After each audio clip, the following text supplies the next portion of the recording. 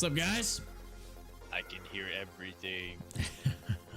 Welcome back, everyone, to TG number 14.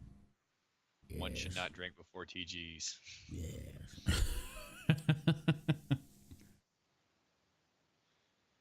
Oh, man. It was fun, though. We got a lot on our plate today. Well, one in particular I know of. Oh yeah, we got a lot of stuff to talk about. I posted the main topics with the go live stuff. I figured we'd start doing that. Like, here's our main things. We got other things to talk about too, but here's generally what you're gonna get. Yep. But you want to just dive into the big one?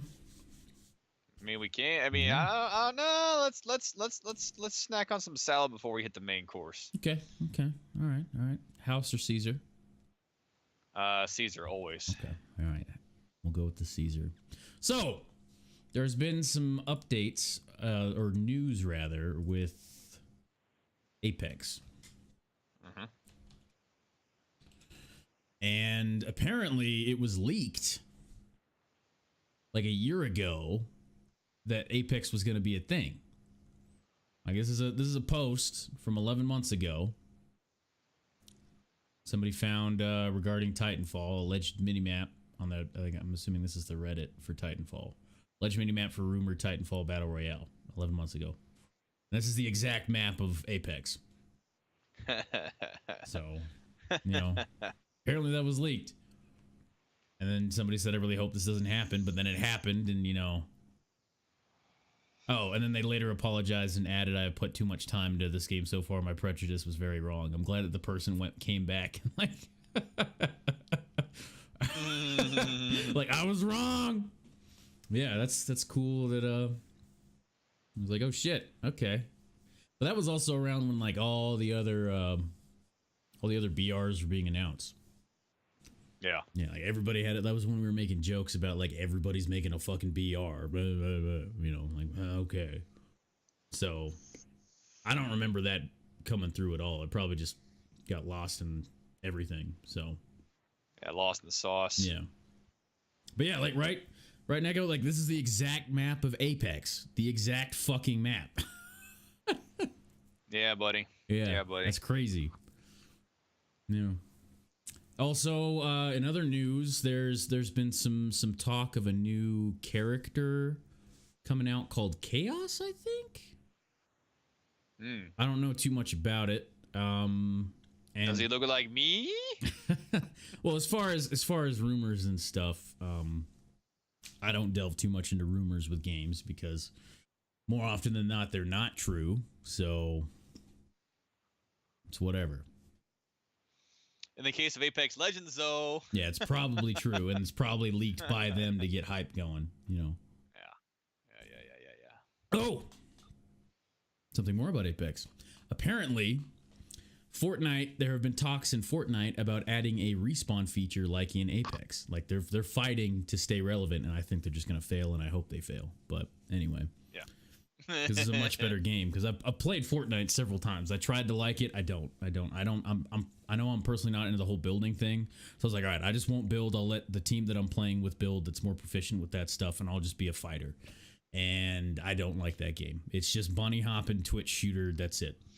That's all it is. It crosses over to other games too. Yeah. I laugh when it happens in Insurgency quite a bit. Yeah, people bunny hop and then like their aim gets all fucked up and they shoot all around me when they try to bunny hop shoot me, and I'm like fucking idiot because I just get a stable shooting in position and then all right, you're dead. Yeah. As bullets go all around me like ha. What? This game sucks, man. No, you suck at the game, man. You gotta play the game the way it's meant to be played. And for a game like Fortnite, I just don't want to do that. Yeah. So I was waiting for the caveat to that. Yeah. Like it was like, all right, so how am I supposed to play this? I don't want to do that. It's not my thing, And then the same thing happened with the new Call of Duty. Like, how am I supposed to play this? I don't want to do that. I don't want to play Call of Duty. Yeah, I don't want to play Call of Duty the way Call of Duty is meant to be. Like, they want you to play it, especially after we figured out that whole like jumping thing doesn't fuck up your aim at all. No. Yeah. It is sliding. Fuck that. fuck that shit. It's whatever. Anyway, I did do another round of goddamn.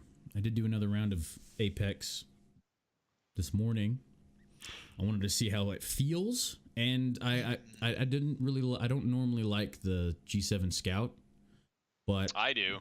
I got it and I used it, and I dropped like 4 people with it, and I was like, oh, 30 damage a piece, bro. yeah, 30 and a damage. headshot 60.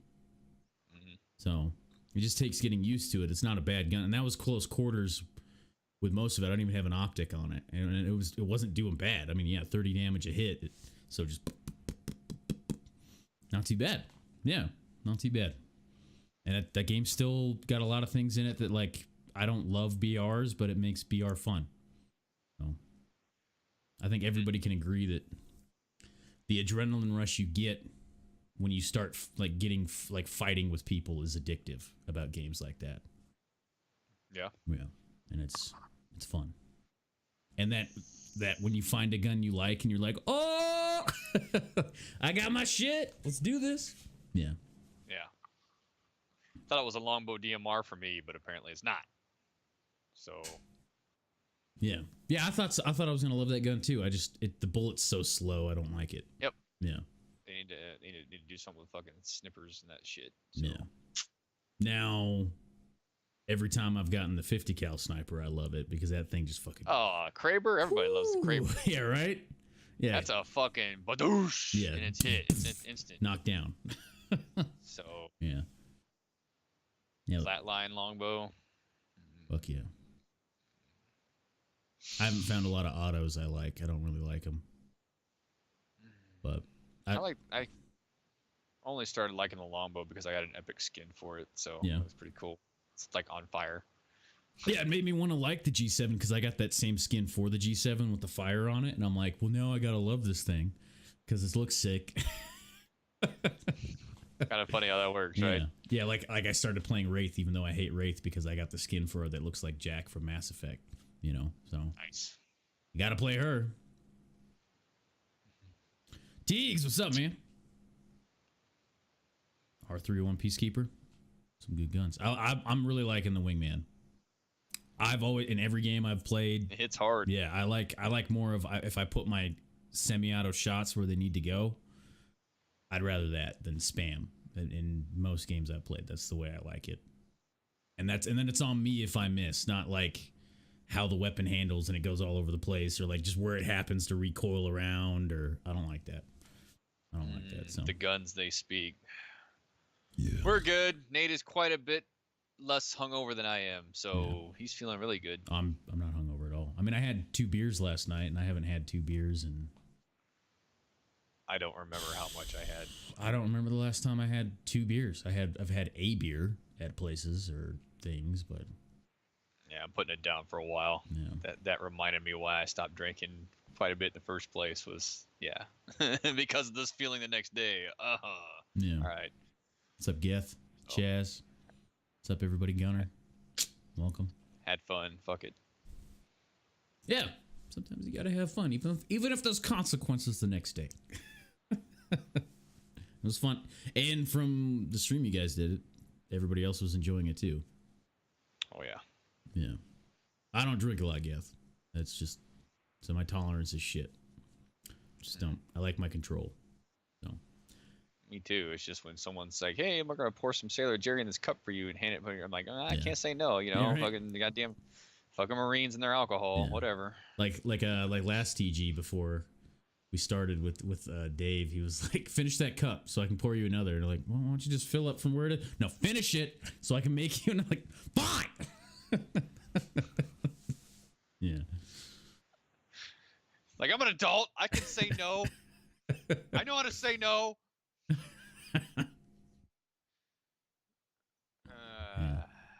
I mean, I had my fun with drinking a lot back in the barracks days, which was probably one of the best environments to explore that because everybody covers everybody, you know, keeps you out of trouble. And you do it for your buddies too. Like, you probably shouldn't do that, bro. What do you mean? I want to run. I want to take my mattress and slide down the stairs. That is a fucking stupid idea. You should not do that. That's better. Better than doing the fucking Russian Spetsnaz training where they slide and bang their dick against the goddamn stairwell as they slide down it, since apparently that's a tactic. I'm like, what the fuck? Yeah. Do you see that video? No, I have not. Alright, well, I'll fucking show you afterwards, but... Oh. Last night's serenades, Oh, the singing and stuff, and yeah, you guys were singing quite a bit and playing guitar. And, yeah. I don't know if I was good or not, but whatever. Well, you did say at one point the last time you got into guitar was like 10 years ago. Oh, yeah. I haven't touched it. When I picked up a rifle, I put down a guitar. I mean, fuck. So. What gun topics are you guys discussing? Real guns or video game guns? Talking guns is a reference to a grunt term with a weapons team where you got the machine guns and you talk them. You don't normally just shoot them both at the same time unless you're opening up a cyclic and you just want to fuck everybody in an ambush. But so you talk the guns so that you don't overheat them and you still have sustained fire going on with different rates. And there's a whole theory there, but like, so the idea is you're talking the guns like they're talking to each other, like ba ba. Oh, really? Ba ba. Oh, okay. Ba. So yeah, you got a constant suppression downrange. Yeah. Without, fucking having that lull because of fucking reloads going on is the idea. Yeah. So or that way you're putting more effective suppression on a constant rate versus fucking one gun fucking loading a barrel and shit and fucking overheating. Yeah. So that translating to two grunts, Marine, Army, talking about games, which can cover a myriad of facets within gaming. It's usually whatever games we played over the last week, and we get into the fine design details of said games. So that's basically what it is. But yeah. Wrecking Ball. Yeah. What? Moving on. I might have to go back and watch this if shit got real. Oh God, no. Let's not. I mean, not right now, but Yeah, later. Yeah. All right, so that's basically about Apex, and that I had to say about Apex is with the news that we covered there and that leak. Still a fun game. You have been playing more Metro, but you have not beaten it yet, so we cannot talk about certain things. But it seems that you are in the. Oh, well, there you go. Hey, more alcohol. How about that? Oh, imagine that. With my spiky ass fucking hair too to boot. Awesome. I mean, Metro Exodus was such a good fucking game, man. I am looking forward to our full discussion that we will do, where like I will have a full sheet of shit that I wrote down to talk about with Metro Exodus, and we can go over all of that. We just can't go over all of it yet because of the and we might as well just save that whole conversation for when we do a full thing.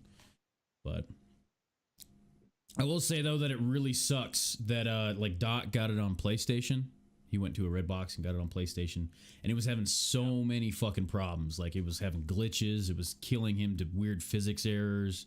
The controls were like, the acceleration felt like you were moving through mud and shit. Like that really sucks that on console it was that bad. Because the game was great. I fucking loved it. Like, I mean, like you're driving in this hoopty right now, right?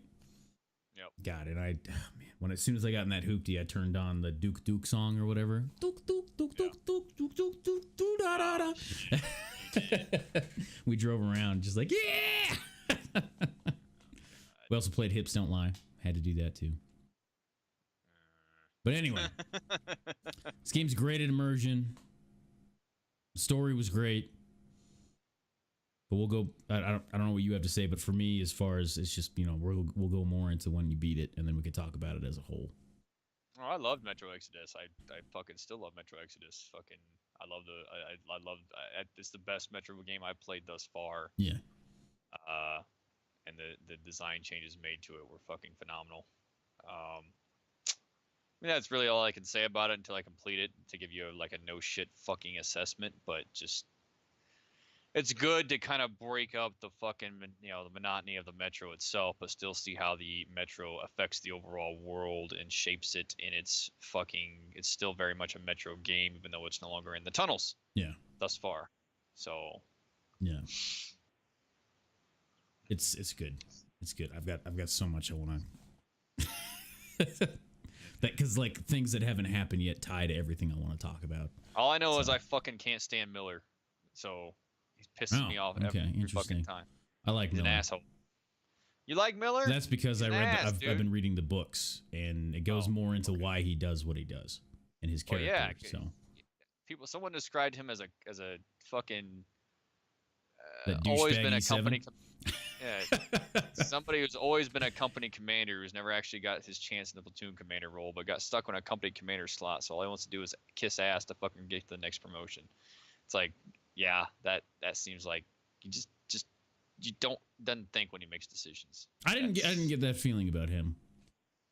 Well, in particular was like when he got excited and did the radio call with the fucking where the cannibals were there and everything else, that cannibal scene. Oh yeah, and he was super pumped about meeting them. So and so like, he fucking, I was like, he gave out troop positions and numbers and everything else without confirming anything on the radio. I'm like, you fucking idiot. Yeah. Like you're lining yourself up. Like you already made that first mistake of not fucking confiding in your men to tell them the fucking truth, and now you're over here giving away troop positions to a fucking station.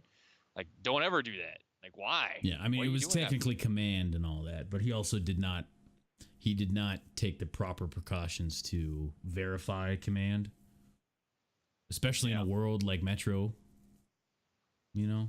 But I understand why he got super excited there, but my feelings about Miller, which is Melnick in the books, I started my respect for him because in the book, the first bit when you finally get to Polis and you're talking to the overheads of Polis about what needs to be done about Vidka, your home station in the Dark Ones, is he steps up for you and stands up for you and goes against their decision to help you anyway, because that's what needs to be done, and he honors Hunter's agreement, the deal he made with Hunter, because he owes the dude from the past because he saved his life and shit, so he did it anyway. And like that, continuing on with other things that he's done, like I get that he's kind of a grouchy asshole, and I can see how you come to that conclusion, but because of the book, I feel that way about him because of the things that he did to help out. He can still redeem himself, I'm sure, as I play through the game. It's just like, I'm just looking at him going, dude, you just make one bad decision after another, and I'm like, what the fuck are you doing? So that's just me, dude. Yeah. I'm not a big fan of fucking Miller right now at all. I mean, there's some things that yeah. I mean, I can see it.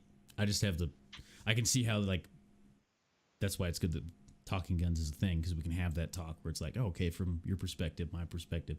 Okay, interesting. All right. But when you beat it, we will talk more. I'll just say yes. We'll beat it when you beat it. We'll talk more about him and everybody. But anyway.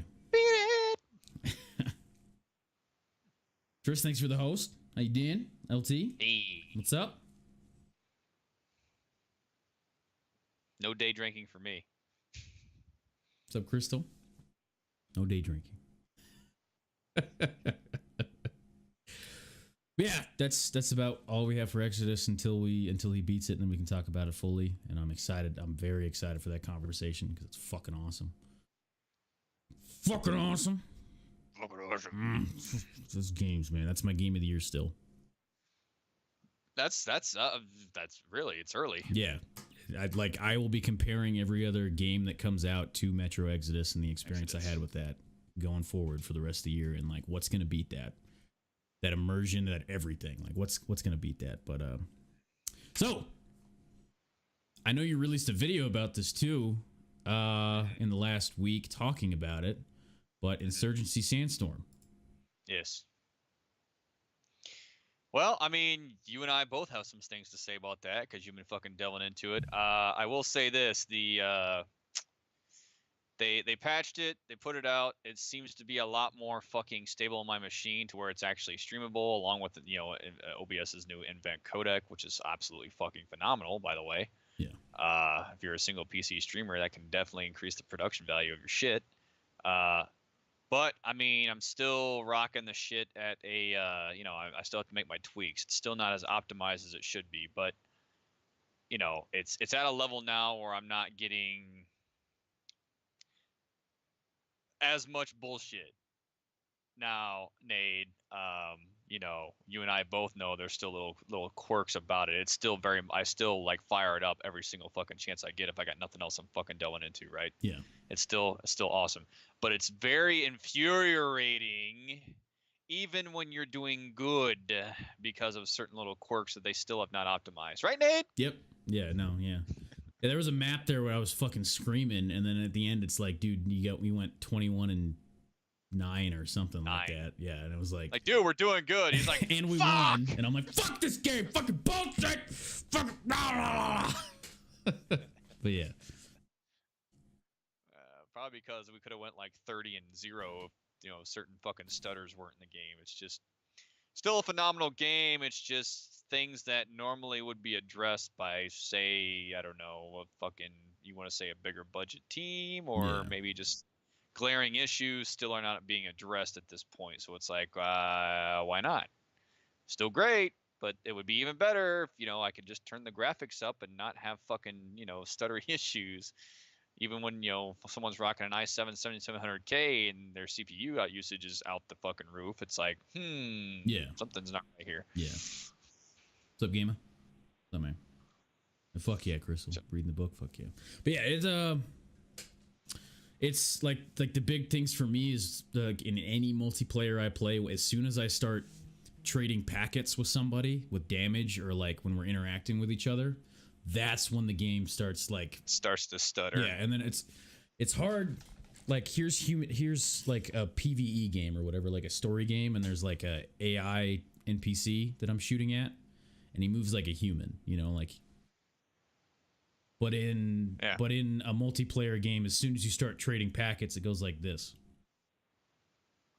Yeah. And it's like, it just fucks with me, dude. And it fucks with my aim. Yeah, because you're trying to follow a human, like a fluid thing, and put shots in something, but it's not natural. It'd be like trying to shoot people in like a strobe fucking rave. You know, that's what I feel like. Yeah.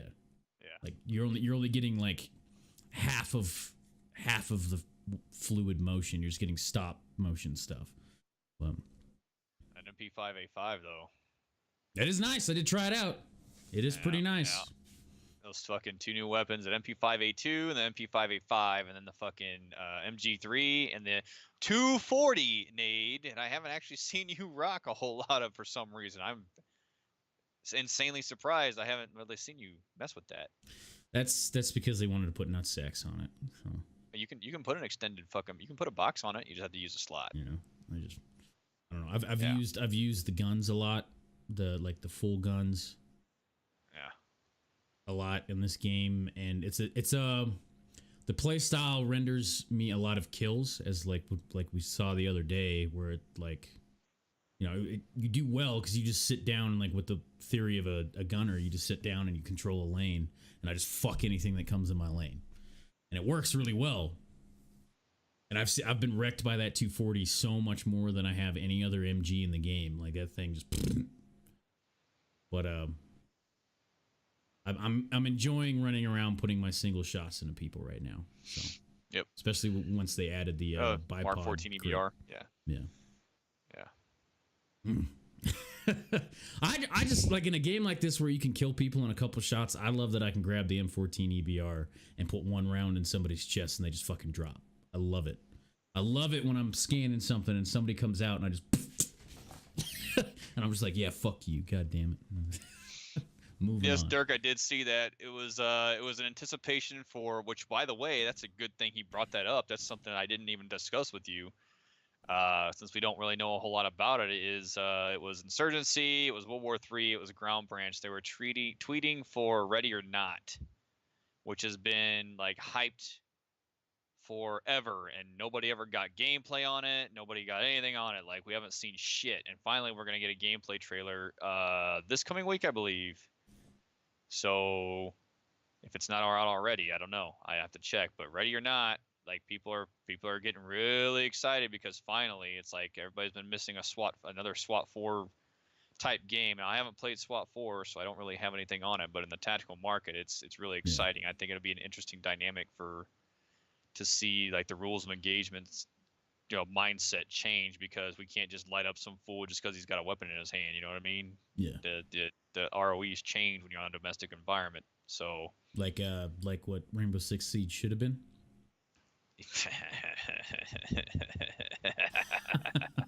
I'm not saying what it is a bad thing. It's just what I would have wanted it to be more. It would have been fine if he'd have taken Rainbow Six out of the title. That's what I'm saying. So that's just me being a biased fuck. So yeah, well, the Tom Clancy name does no longer mean the same thing. I don't know why they have to slap it on anything that has guns in it now. But whatever. Yeah. I mean, shit. So, it's on an MMO now, a looter shooter MMO. Tom Clancy. I mean, I'm still really stoked for Division. I'm not bagging on Division. I'm just saying, like, you're associating Tom Clancy and a looter shooter. Like, it's... I guess. Like Tom Clancy's, like he was there and he was like... Dean Chavez in there or something? I don't know. Fucking... Am I going to see fucking Captain Mitchell somewhere? Or Colonel Mitchell? Or where the fuck he is now? So... But yeah, anyway. Tom Clancy's talking guns. Tom Clancy's talking, exactly. I might as well, right? Just throw that on there too. Fuck it. I mean, not really. Not really. Calm down, Ubisoft. Yeah. Joking. Get a cease and desist tomorrow. Yeah, no shit. Yeah. Don't talk about Tom Clancy. Shut the fuck up. I'm not making money from it. Shut up. Yeah. I'm not fucking... Yeah, I'm having Tom Clancy in the title. We're just talking about it. Jesus. Yeah. Don't pull up Bethesda on us. Dear God. Devs these days, man. It's just like you can make jokes like that about developers we used to love. Getting into a new age of gaming, man. New age of gaming that's fucking stupid. I told you. I predicted this years in advance. Yes. Yep. It's a business now. Yep. I predicted the indie fucking rise, and sure enough. Yeah, Armored retweeted something a while back. Let me see if I can find it.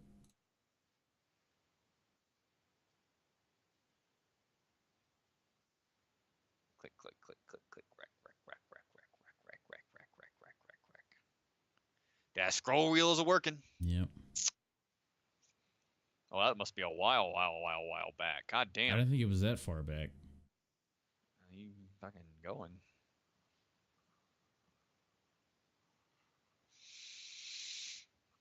Jesus. Yeah. I might have to make a head call if this is going to take any longer. You know what? Fuck it. I'm going to do that. Okay. I'll find this and we'll talk about it. There, I found it. God damn it. As soon as he got up, I found it. God damn it. But yeah, I'll talk more about Insurgency while he's up. Like, for me, that's in any game. Whenever there's those little things, like I get very, not necessarily competitive, but like, there's that part of me, which is, why I love the fucking military, was I see, like, what I'm doing and what, like, where I want to be, I make a call, I want to get better. I constantly need to, like, self-assess so I can get shit hot, Like, I need to get better. Even if I do well, I need to get better, like that happens with shooters like this that are especially intense like this. And then there's the things that happen. Same thing happened with Destiny 2. It was like that there's the little things that happen in the game that stop me from doing that because of bullshit. And I have like my brain's running and I'm in there and I've got a call that I'm going to make based on like a billion different factors that are going on in the game right now and all and all that. And then I make my play and then the play doesn't go through because of stupidity or like glitch or whatever the fuck or lag. And I'm just like, fuck this, so that happens with Insurgency. It happens quite a bit where I'm just like, how many fucking rounds do I have to put in this dude's face before he goes down? And then he just like slowly brings in automatic fire because he's being a fuck nut and it kills me. And I'm like, how did I not kill him? But what, it's just stuff like what the only, like, cause like the only answer, like if there wasn't a problem with the game would be I suck. And that's not it. So, I will admit when I do make, like, it's not every death of mine. There are deaths I have that was like, that was a bad call. I shouldn't have done that. Like when I rushed that MG the other day and you're like, don't do it, Nate, don't. And I did it and I died. And I was like, yeah, that was a bad idea. That was dumb. I exposed myself for one single guy because I really wanted him dead. And that was a bad idea. This is the, you would have been on like a 6. that you were talking about the other day, because you're just fucking melting people as they come through that doorway with the MP5. Okay. But yeah, so back to the topic of what gaming is now, is Armored had retweeted a tweet from Aaron the Strong, who said, "Welcome to the 2019 hashtag video game cycle. 1. Announced game. 2. Hype game. 3. Alpha beta demo. 4. Reality of technical limitations begin to set in. 5. Microtransaction details released. 6. Global rage. 7. Release. 8. See, I told you so. 9. Everyone plays it anyway." Plays it anyway. Yeah. Yeah.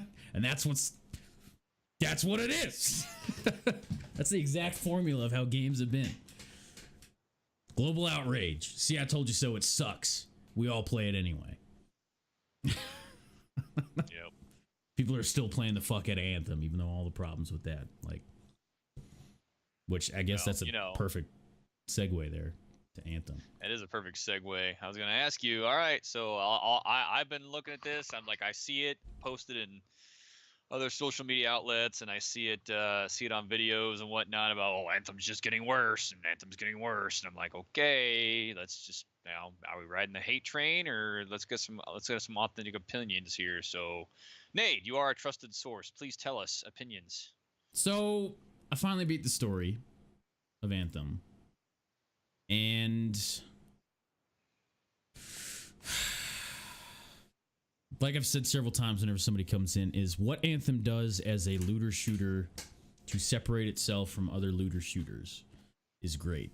Like, the javelins feel fun. They're not perfect, but the javelins feel fun. The strongholds are fun. The combat's fun. Working with your teams to get with those combos, and the gear, and the finding guns you like and that do certain things.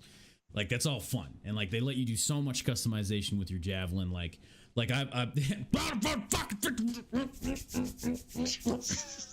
looks fun, buddy. Yeah. I don't know what I was talking about at that point, but something very energetic. But like my javelin here, right? Like I'm running Colossus, and I'm running like fire. So I wanted to make him look like, I was like, all right, you know what I'm going to do now, so I don't just run the same cosmetic look, is I'm going to make my javelin mirror whatever build he's running. So I went in there and I took black and like some browns and some red, and then I made them all like based on, because you have a ton of different materials you can choose for every single different part, so that part renders that color based on what that actual material would look like 3 different kinds of leather, artificial, fine, and something else, you know, like, and all these different kinds of metal and stuff like that. So he looks all like sooty black and red, like, because he uses fire, like he's covered in soot and shit and dirty and just burned out and stuff. So, and it looks fucking sick, and I'm like, this is fucking awesome. I can get into it like that, and it's a fun game, because like there's like, you get down to grenade launchers alone. There's not just like, oh, it's a grenade launcher and that's all it does. There's grenade launchers that blow up on impact. There's grenade launchers that bounce then explode. There's sticky bomb grenade launchers. And then there's grenade launchers that you fire with one button and then right click for them to explode. So if you want to set a trap, or whatever you want to air burst it, you can do that. So there's all these, that's not even counting Masterworks that do specific interesting like end game things like exotics and Destiny, kind of like that. So like there's a ton to it that you can just sink into and have fun with, especially with how different each javelin is.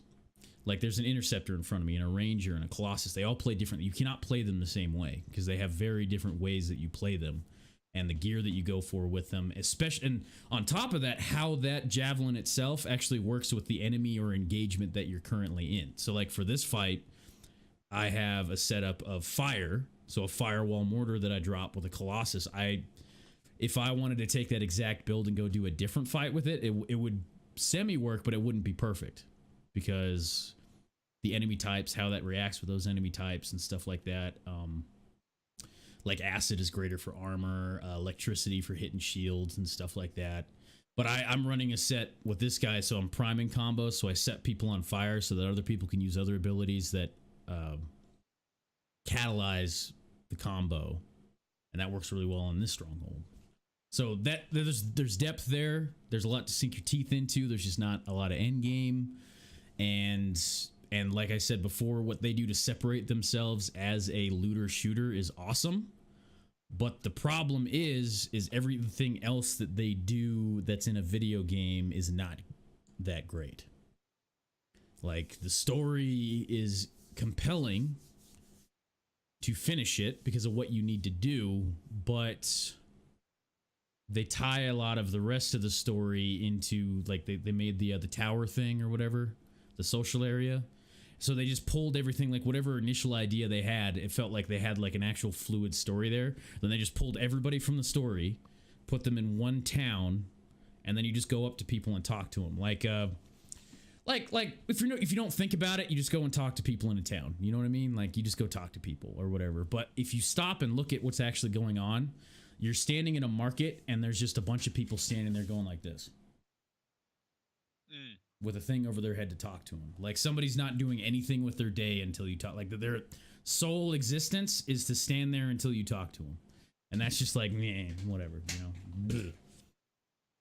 So, I mean, there's nothing that really, other than the flight mechanics and maybe the gameplay things, there's nothing really that sets it apart that says I should drop 60 bones on this shit. Yeah, it does not. Unless, like, that other stuff is so good to you and you don't like Division right now, yeah, go fucking play this game. And that's what I think that was brought up, that you should make a pay scale of what you think the game is worth. I actually like that idea. I almost want to like make it a part of a graphic or something, where just like a sliding scale that goes and then stops or somewhere. I don't know. Yeah. Fucking maybe as you're playing it, kind of like, okay, this is how I rate the game. How much is it worth of the $60 I paid? Like da. I can see that. I did start a tally system playing this game, like good and bads, but. From an outsider perspective, I think I would safely pay $20 for this. $30 is probably what is more ideal, and I'm looking at that going, yeah, I don't know if I paid 30 for it, but you know, I paid 40 for it with I'd buy it for 20 with that's outsider CD keys. I think I paid 40. Yeah, and I feel like it was worth the 40 I paid because of what I got out of it. I went into this game with like, all right, game, show me what you want it to be, not what I want the game to be. And I just enjoyed taking my time with everything. I wasn't smashing through shit as fast as I could. I just played what I wanted to play at the time I played it and so on. And I enjoyed that. There were things that really frustrated me because of a lot of the hitboxes are stupid on certain enemies. Also, a lot of the mechanics and like epic story missions where like there was this legendary freelancer, which is the pilots of these javelins. And Tarsus, she was amazing. She was awesome. She kicked all the booty. She saved us from our overthrowers, whatever. They didn't really go too much in depth about what was going on there with the evil overthrowers of back in the day. You could probably go through cortexes and journals and shit to go find out more about that. But which is designed in a way that's not necessarily immersive to digest said information. It's there. There is a lot there. It's just not presented to you in a manner that's great. But so Tarsus had this great legendary fight where she died, where she defended the gate, and she had to fall back several times, and she fought off hundreds upon hundreds of this enemy, and she had the special armor, and it was amazing and cool. And so there's a point in the game where you go into a temple dedicated to her, and there's some force. The Anthem is the song of like the universe, like the superpower or whatever that's in all things kind of stuff. And it pulls you into a memory of her battle. So you get to reenact her battle. And I was like, this is fucking sick. You know, like I get to reenact her battle. Came down to the same mechanic that you do in Free World or Free Play, where you stand in a circle until the signal, like it literally just set up in the top, like signal strength, and you're just taking the signal. And like you just do that 3 times going up the stairs that she had her last fight, instead of like an epic fight where you have to keep falling back. It just came down to stand in the circle and try not to die. And it's just you know, like they had a great moment to make something awesome, and it came down to reusing a mechanic because you're lazy or whatever. You know, it's just. My thing on the price point for something to be $60 is that either has to have a lot of longevity to it, or I mean longevity in the game, or the end game has to be fucking phenomenal. Yeah. You know. Yeah, if it's a looter shooter, yes. Yeah. Yes. Yeah. If that's what you want your game to be, is a looter shooter, show me that. You know what I mean? Like I totally agree. Because like with Anthem, there's a lot of like, well, you know, Destiny 1 when it first came out had a bunch of problems and they didn't work stuff out. But like, but you need to learn that's not an excuse in 2019 though. Yeah. Like you should be learning from those mistakes, Yeah. not re-emulating them and using it as an excuse because Destiny came out when. Yeah, and they learn those lessons. I think it is stupid to try to argue that you need to learn those lessons so that would be like denying like even having any kind of like observation of the market you're trying to get into. Yeah. And it's just like, what? Are you not professional? Are you not a AAA company pushing this shit out that has the name of, you know, fucking Baldur's Gate and goddamn Mass Effect games and stuff, you know? Like I get that a lot of people were disappointed in the story because it's BioWare. I get that. And they kind of just shot themselves in the dick with the way that they presented it. Like they could have, but they didn't. They didn't make it on. Nobody knew a whole lot about it, man. Like I'm still confused on like there's not a lot of details on the mechanics at all, really. I mean, as far as like, okay, when I beat the story, what can I do? I don't know. Like I'm thinking it's gonna be like Destiny 2, or is it gonna be like Division? Is it gonna be like Division upon release? Is it gonna be like Division now? I don't know. I'm so lost in the sauce on what to expect from this game that I don't like. You don't know. Yeah. So unless you play it, you know, especially with how much hate has been thrown at this game at release. Like I can understand why like other people are coming into this game like, well, I heard it's shit, but I guess I'll play it. And then just like I've watched people just like skip through like all the dialogue options because they're like meh, you know, without giving it a fair shake. But also, if they're not motivated to do so, that's on them. You know, like I'm not going to get on somebody's case for not wanting to get into it. Although the fair argument that like if you say the story's shit but you didn't even listen to a single line of dialogue, then you know you don't really have a much basis there. But so another thing about Anthem. Oh, you go ahead. Oh, I was just saying, like you have the Divinity syndrome. Yeah. You know what I mean? Yeah. Gave it a fair shake. You know, so. Meh. Yeah, we tried with that game for 70 fucking hours, 70 plus hours. We tried with that fucking game. Just whatever. But anyway, Divinity. Goddamn. It somehow manages to creep up every time. Another thing about Anthem here is that, all right, from a design standpoint, right? You've got this game where you get in these high-tech alien technology inspired fucking suits.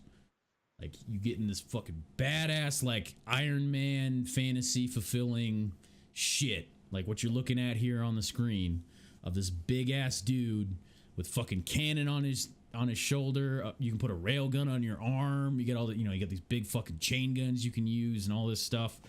Yet the experience as a whole does not support that feeling. Like when I'm going through my inventory, it's a row of it's 3 columns of a bunch of shit under very simple categories, and I have to go and sit and pick and choose through here. It's not very forward thinking.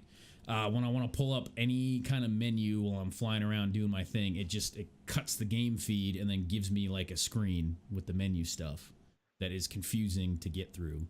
Like, I feel like it should have been, I'm in this fucking mech suit thing. If I want to pull up the map, it should be something that comes up in like my screen or something, like in my HUD. You know what I mean? Like, I shouldn't have to go land to look at the map really quick. Like, it should all be You're geared not towards Iron that Man experience. after all, man. I can't pull up my HUD for my map. What the fuck? Yeah, exactly. Yeah. Like Division does a great job of making it all flow because they keep all their like everything's next to the weapon, your ammo, your grenades, your health and everything, and then when we pull up the map, it literally projects it on the ground around you and you can actually see yourself standing on the map and all this cool stuff. All the menus are like in the world that you're doing it. And I understand that that's a very ambitious thing to try to design and make it run well. I get that, but I'm just saying, man, you're fucking EA BioWare. Ambitious for us, ambitious for who? Yeah. Maybe if it was like one dude making a game, I could understand that. It'd be like, dude, you know how hard that would and how long that would take me to learn and make? Like, no, I get it. Totally get it. Yeah, but this is, I expect more.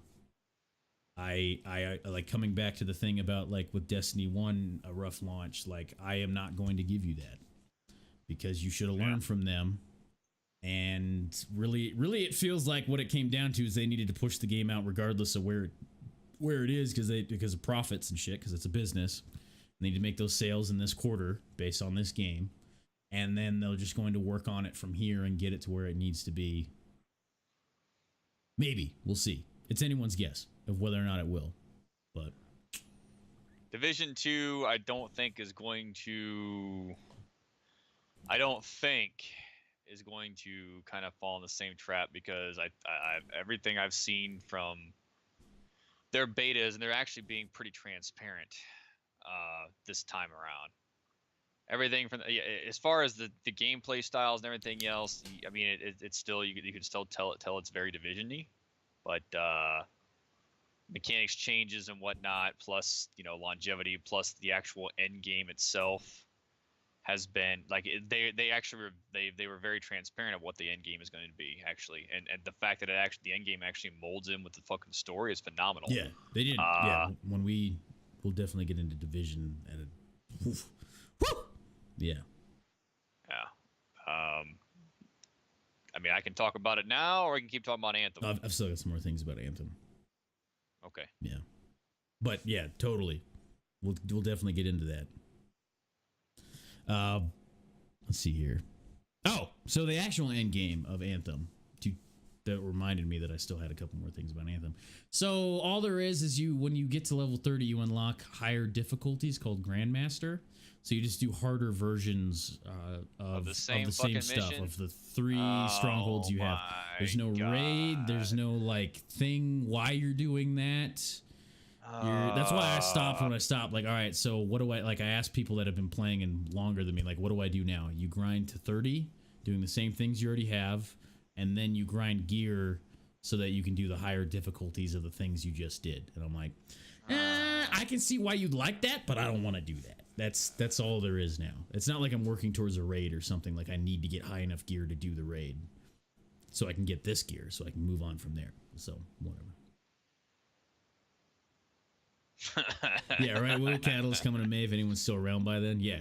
Like, they do have content coming out in like act formats, kind of like chapters. Like, there is more coming out. It feels like to justify the price, it feels like Anthem right now is about like what they already got 3 acts they're talking about. Like, you only get like the first one. And that's what you're getting with this game right now. I feel like you only get the first one. Like, maybe when they get to Act 3, $60, fuck yeah. But I would like Vermintide for 9 Inch Nails. Yeah. You didn't like Vermintide for that reason? Yeah. Yeah, but he was referring to the... Shut up! I'm listening to my 9 Inch Nail. Like, I don't give a fuck. Goddamn. But yeah, I didn't like Vermintide for that reason, too. It was just to grind gear so I can do the same missions over on harder difficulties. And I was just like, I don't want to do that. Vermintide was $20 though? Yes. Yes, it was. The devs were great about that. They're like, hey, let's just make it 20 fucking bucks because our game isn't a full game. To be fair, this game actually has a story, but well, the other one had a story. $30? To be fair, yeah, I don't know. I would say Vermintide's a better game overall, with its what it's trying to achieve, even if it didn't have raids and stuff to go hit. But I mean, there's no secret of what Vermintide is, though. Yeah, like, you know what Vermintide is. Yeah, it's Left 4 Dead, but fantasy medieval with gear. Yeah, with gear. So actually more complex than Left 4 Dead. We're intentionally avoiding Div 2 talks to wait for appropriate times for Div 2 talks. Yeah, we'll get to it. We'll get to it. Yeah, we'll definitely get to it. So yeah, there's not much in the end game. Progression. It was fun to get better guns and figure out that stuff and like how the new stuff I'm getting works with my build. I enjoyed it. It's just I need the motivation as to why I'm doing that personally. The story, we talked about that, is meh. What separates it, we talked about that in game.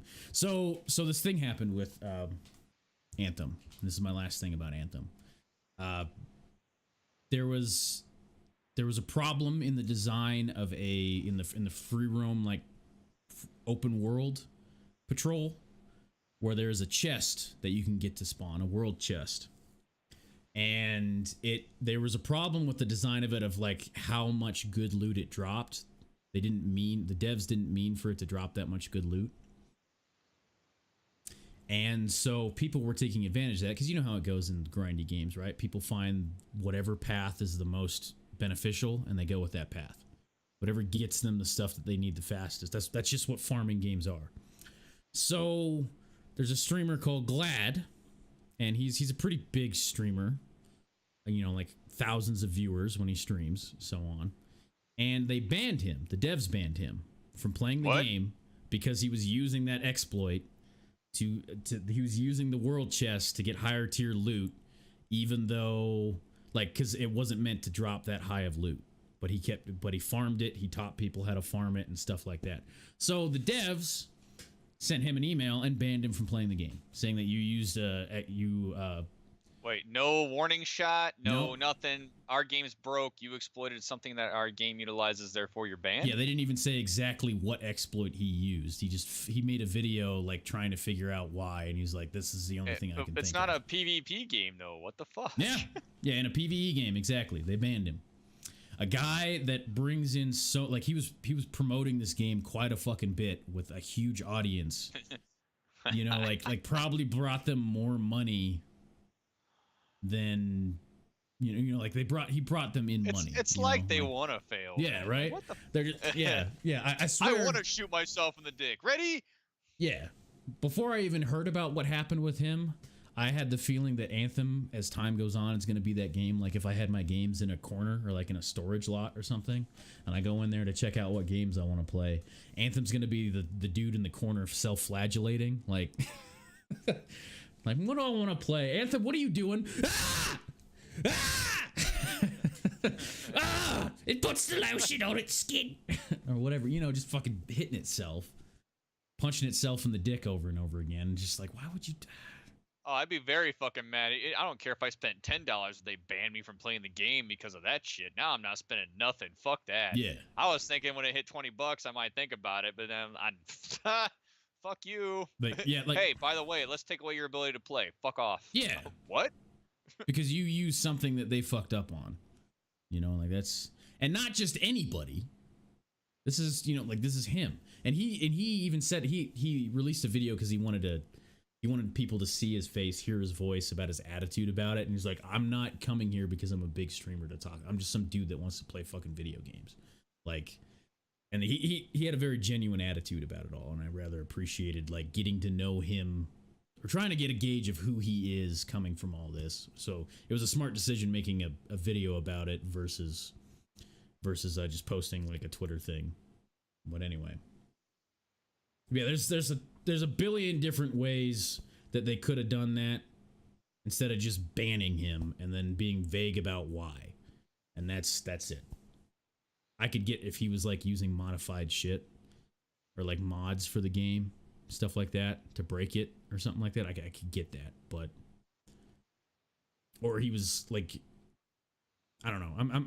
I'm trying to come up with like excuses as to why that'd be okay, but then I remember that like people did that shit in Destiny and didn't get banned, like fucking lag switching on Crota. Like you literally unplug your fucking router and replug it, you know, and like they didn't ban people for that. It's stupid. It's whatever. Like even other motherfuckers get a cease and desist before fucking shit happens. I mean, come on. Yeah, exactly. Yeah, and the Destiny loot cave, everybody took advantage of that shit, but they didn't ban like 90% of their player base. It's like, oh no, I fucked up, but you get punched. Yeah, exactly. Yeah. Okay. Yeah, that's Anthem. That's what I gotta say about Anthem. So there's that game that we all want to talk about. All right, it's gone. It's all, people. Yeah, we're done talking about Anthem. It's your goddamn fucking whatever the fuck. Go type into your fucking Alexas and talk about fucking whatever the fuck. Since you know, Mr. Somebody in fucking chat has that Alexa mod for fucking fucking Division with their Echo. So okay, now I'll get into the meat of it. I think Division 2 is not going to follow the same path as Anthem in regards to what you're saying about uh, the lack of substance, I guess is the term I'll use. Okay. Being that there's well, I'll just list off what I like about it compared to the original. The sense of immersion is better there because again you're conducting what would be feasible in a real life situation. You're going to a designated point of contact. Kind of sounds familiar, like the Arma campaign, doesn't it? Agreed upon base of operations, patrol base, FOB, whatever you want to call it. You're making contact with local fucking populist groups in order to garner favor, in order to push out an evil fucking area, evil tyrant, evil fucking organization, or bad organization, or oppressive organization, whatever the fuck, right? It's very, very similar to what would actually go down. And then there's control points. There's a lot more. The world itself is a lot more beneficial to pursue. Does that make sense? Yeah. There's living and breathing. You can shape the world with the decisions you make. Now you've got to take over control points. Those control points are settlements that you assist. You need to constantly upgrade them or provide them with aid, food, water, whatever the hell, materials, stuff like that. So it breathes some verisimilitude or immersion to the freaking universe, in my opinion. Yeah. Yeah, agreed. It does. There's a reason why you're doing it. Versus go to safe house, unlock a bunch of points on your map, go do thing. Yeah. Yeah. That's the first game hand. Yeah, no, I agree. Fucking big so, head bought 3 fucking echoes. Yes, he did. God damn. And the thing is also they're very transparent. They're like with these betas, public betas, stuff like that, they literally say, all right, here's the game, here's some missions, here's what you can do. Oh, by the way, here's how the end game's going to play out. Let's give you an end game character to kind of show you what's happening, and then let's incorporate that in the storyline. Yeah. So this is what it's going to be like. This is what you're going to get. This is what you want. Yeah. Here's the dark zones. Here's this one. Here's this one. Here's this one. It's like, okay, all right. So, I mean, you're obviously listening to community feedback. So I can tell you this, it's going to have I will go ahead and make the statement now that it will have a better launch than Division 1 had. I can say that. I think I can say that and be safe. I would take that to the bank. Yeah. So, yeah. The only other thing that I think might be an issue is the plaguing bugs. The crashes I'm experiencing in the CPU optimization, of course, is the ongoing thing with all Ubisoft titles in general. Yeah. I think that's the only thing that might be hindering it is it's fucking the bugs placating it. But as far as a gameplay standpoint, I think they're doing all the right moves. So, Nady Shark. I haven't listened to all of that song. I think United told me to go listen to it, and then I stopped about 5 seconds in. I'm like, I'm not listening to this. So I have not actually heard all of. Yeah. Sorry. Yeah, I don't. Yeah. But yeah, I mean, I believed in it enough that we, the business got 3 copies of it. We're like, we're doing. Yeah, this. Exactly. Yeah, like it's the environment. I like what they did with it. I mean, I like the snow, but the snow gets old, and you can't do much with snow. Oh, that was a good positive change too, man. Yeah. I got tired of seeing fucking. And now in this open beta, they added weather. You can have dust storms. You can have rain. And DirectX 12 on this looks phenomenal. Yeah. This game is a gorgeous game, and there's so much shit in this game. Like I feel like I'm in I Am Legend. You know what I mean? Like running around the city with fucking deer running by and shit. Sick. And all the wildlife I get to shoot. Yeah. Foxes. Sound, dude. The sound. is good. I made a video discussing it. I also like the way what they did with the mods. Yeah. I don't know if that's gonna make it in the final game, but I like the fact that you just unlock mods and they're there. They're not tier slot of mods. It's like, okay, you put a Neotech on your weapon. It's the same fucking Neotech you're gonna get on this weapon, whether it's a fucking 553 version or an EXPS3 version or a fucking red dot optic micro T1 whatever. Yeah. It's just there. There's no different tiers for it. There's no like this is a purple Randomized. micro T1. Yeah. None of This that. is a blue micro T1. It's like just leave your mods there. Like if you want to do that, do it with the weapons. I'm really glad that they actually did that. Yeah. So I like it. Some people don't like it. I like it. Yeah. So yeah, like in the first one, it added to the grind, which I appreciated. But after a while, it's just like you have so many of those to go through, and you're just like, man, which one was good? Which one was bad? Which one do I want to keep? Fuck. I mean, some of them are a little weird, like, I don't know, minus 50% headshot damage. I'm like, really? Yeah. It's a bit, Wait, why is my grip affecting reload speed? That's a little okay. You might want to take that back to QA and think that just a bit. Yeah. I mean, in the closed beta, some of them were like, I'm not even going to use that because of what it does. Like, that's stupid. It was like minus 20 plus 20. You're just like, fuck that. And they made it better in the open beta. I think they're dialing it in, but I agree. And then I found out yesterday when I was playing that you don't get all of your mods just from SHD Tech turn-ins at the Quartermaster. You have to go do things for these settlements, the projects that, like Dirk mentioned before, to get more of the mods. And I'm like, okay, so I have an even more reason that, like, if I do this shit for them, they're going to give me a, like, hey, you can have this now. Here you go. Like, and then you go craft it, and that's fucking cool. That's even more reason to, like, get into each settlement, and you do things with each settlement. And then as the game progresses, they already have the groundwork for adding more stuff like that. Like, if they add another, like, if you find another area or a settlement or something, then you, like, ooh, we get new stuff. Ooh, what's the Quartermaster got? Ooh, what kind of projects do I have here? Ooh, you know, like, all this stuff. Wow. I'm just waiting for I don't want the honeymoon phase to end quickly with this game. Yeah. That's the only thing. The end game, I mean, when they talked about it, everything else, I mean, I already know my end game is gonna be Dark Zone. I mean, we all fucking know. Come on, let's not Mine's kid probably gonna ourselves be what more the fuck of I'm a, gonna be doing. I'm gonna be jumping in Dark Zone like as soon as I can. Mine's probably more of a, like, the PvE side.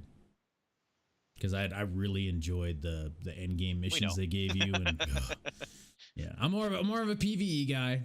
I like my PvE because I can also solo that. I like that. It doesn't mean I can't enjoy the Dark Zone. It's just I like games that let me do things whenever I fucking want, solo or with people. That's what I where like. I was going cyclic. Yeah, it was. Yeah. Now your barrel's looking like a, limp dick. Melted fine. cheese. Yeah. Yeah, that actually happens, guys. Yep. It can you fucking barrel. Yeah, okay, yeah. Anyway, It reminds me of the time I had we just got the Limas, the 240 Limas, and they were made out of a lighter metal, which also meant that they overheated faster. And so we went with the standard rate for sustained fire. Sorry, guys, for all the epileptic seizures I caused from my head banging. Yeah. Yeah, we kept the standard from the Bravos, which was the heavier metal, which was not a good idea on a live fire that we did, and I had a round cook off in my face. Oh. So that was like, you got a hang fire? Huh? You got a hang fire? No, it was it cooked off and it cooked off. The barrel with nods on, it was a night op. Okay. And live fire, and we were shifting fire on these buildings as a team was assaulting.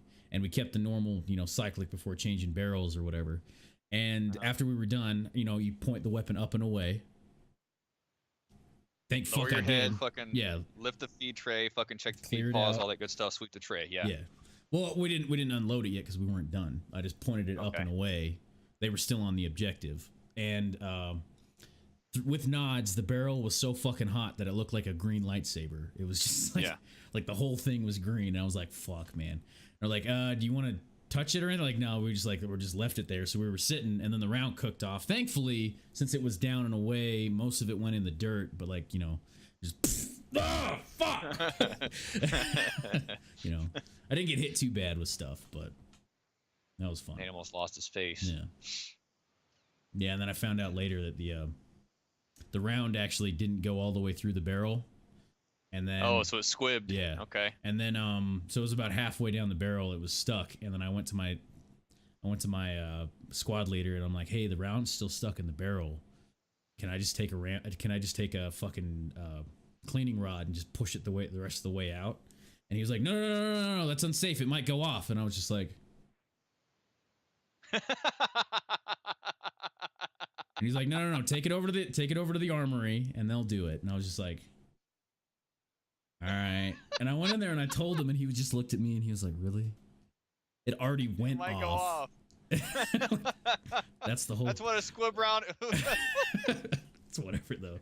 They think the actual live round got lodged in the barrel, and No. Maybe he just misunderstood what I said. But yeah, it would be dumb if you actually put a live round in there, and an unfired round and live round, and you're trying to smack it with the rod. Yeah, you might hit the primer and everything else. I get it, but it's a squib. It's literally just the bullet. That's all that was in it. It was just the. Not gonna go off again. It's whatever though. The round face doesn't have the same ring to it. Wasn't as bad, It's whatever. But anyway, so. Well, okay. Yeah. All right. Anyway. Squad leader, huh? Yeah. I think he just didn't hear me correctly. I just chalked up that memory to that. He didn't hear me correctly.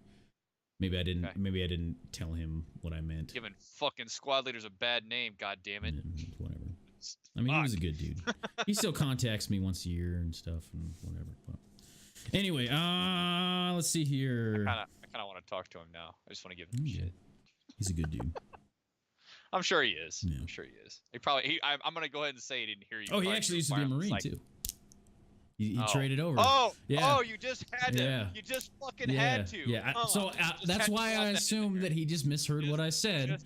But yeah, he dropped that in there. Yeah. Yeah. He traded over to Army, but and he would tell us about like when we'd be humping the guns and stuff, which is why he got put on weapons squad. He's like, dude, we used to have to fucking carry the Mark 19 and the 50 cal.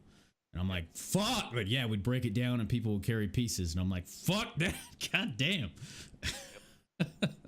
But anyway. Let's see. We talked about the mods. We talked about the immersive world.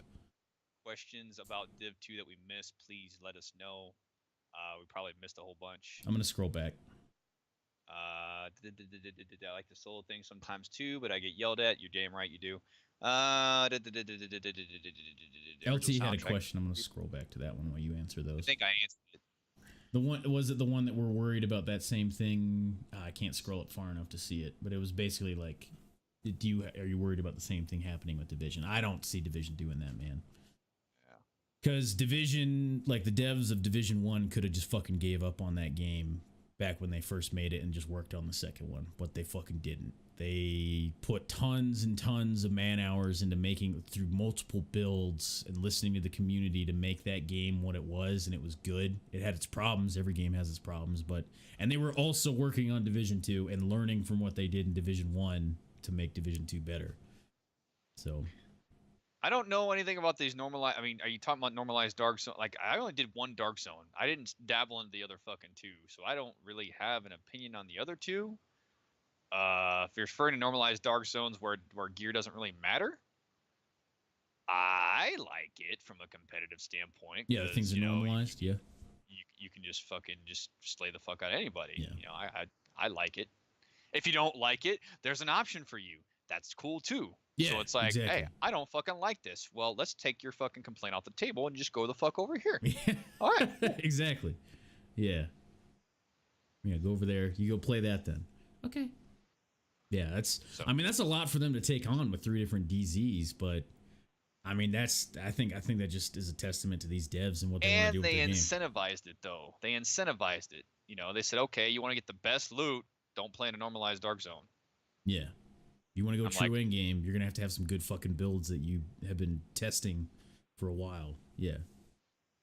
Or so, I mean, that was smart too. It's like, okay, if I don't like PvP, but I like loot, Nade, I'll go fucking around the dark zone. Right? Well, I like PvP. We just talked about Insurgency Sandstorm and popping fools. I like that. It's more of a like I see the appeal.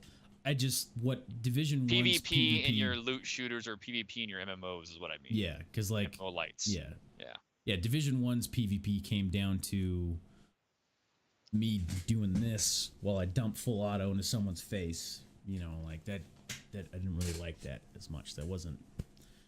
I don't know. And then there was a lot of gear sets that kind of made it stupid. Like if somebody was running Nomad and using the health box glitch. Like there was just a bunch of stuff like that was just like, dude, this guy won't die and I'm outplaying him. But he just won't fucking die because of a game mechanic. Like Nomad makes it so that you have a chance when you die to not die and you get full health. So it's just like you're shooting at a dude, outplaying him, fucking him up, and he just like and you're just like, fuck this. I don't want to play this. I'm just laughing about the wiggle comments, that's all. Oh, the wiggle? Oh, it's great in Insurgency though, because don't work for you, motherfucker. Yeah, fucks up your aim. I love it. Fucking get domed in the face when you try to do that shit. Yep. Or I catch a bunny hopper screaming, I'm just like, tracked you. Yeah, right. Yeah, yeah. I don't know how many times I've seen somebody just hop out of a fucking window on a second story, and I just, all right, moving on. Like you're stupid because they probably landed and hurt their legs too, so they're moving slower, and they're like, why'd I do that? Fucking idiots. Yeah. Insurgency fucks all you guys. That's kind of what ruined EFT for me. Was I was watching people that really got into EFT's factory, and they were playing it like Call of Duty because the game let them. I can't get angry at somebody if the game lets you play like Call of Duty, where you just run like sprinting over everything, jumping off stuff, landing on a railing here, landing on a railing here, landing on a railing here. I kind of fucked them with that health system though. Yeah. The animations for using health now kind of fucked him on that one. Which is good. You can't just fucking hit the button and go. Oh, now I've got to pull it out, unzip it, fucking apply it, wrap it. Oh shit, and I can only do it. So yeah. Kind of fucked you on that one. I mean, I get that EFT. They have to start somewhere and then get there. Yeah. So, and it was actually smart of them to start off with a session-based thing so that you can try out like the core mechanics before you start designing the rest of it. That makes a fuck ton of sense. Because like, why would you even if it has like cool health mechanics, but the shooting is just garbage and the connection is garbage? Why would you want to even play it? The connection was atrocious. Yeah. Oh my god. Yeah. Desync was horrible. So I'm glad they worked on that stuff first. But let's see. We talked about that we're very pleased that it gives us a boner. Talked about how immersive the world is. DZs. The wiggle in Metro kind of cracked me up though. Remember Metro like at 2033 and they would do that little fucking wiggle. Oh yeah, when you first start aiming at them, they'd go like, oh, yeah. Yeah. Like, stop it. I wonder if they. But I mean, they weren't shooting at you during the process. Yeah, so they were like trying to fucking be squirrely.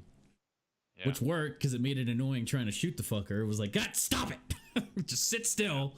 Like it made me want to just like reach through the game and grab him. Like, stop. Yeah. No, you're fucking not. I'm a wiggle in Arma. I don't think I've ever seen you wiggle. Last motherfucker did that waddle like a duck in formation.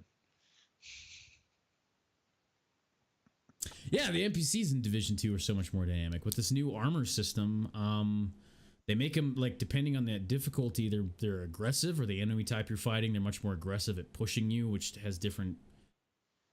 That affects you in different ways in this one, because you can't face tank stuff, which I enjoy.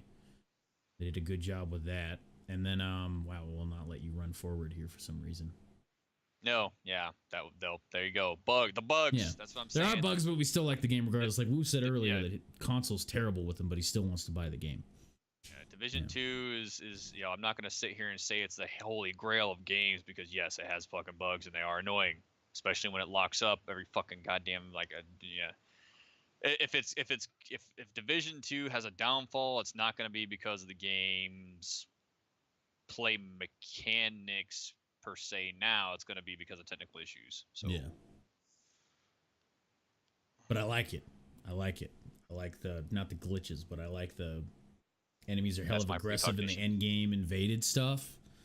Ugh, I like it, man. I like that I'm fighting fucking robots that I have to bust off armor plates on to actually hurt the components inside and stuff like that. And Yeah. I'm enjoying it. It's good. The guns are. I like that with that armor system they have, where like enemies can have armor on them too, and you need to take out those individual pieces of armor before you can start damaging them. That they made semi-automatic rifles more viable, I guess. Punchy. Yeah, like if you get a Mark 17 in that game, whew, that thing is amazing. Makes my dick so hard. I kind of fell in love with the submachine guns in this game, surprisingly. Yeah. Okay. Just the high rate of fire of them, it just makes me go.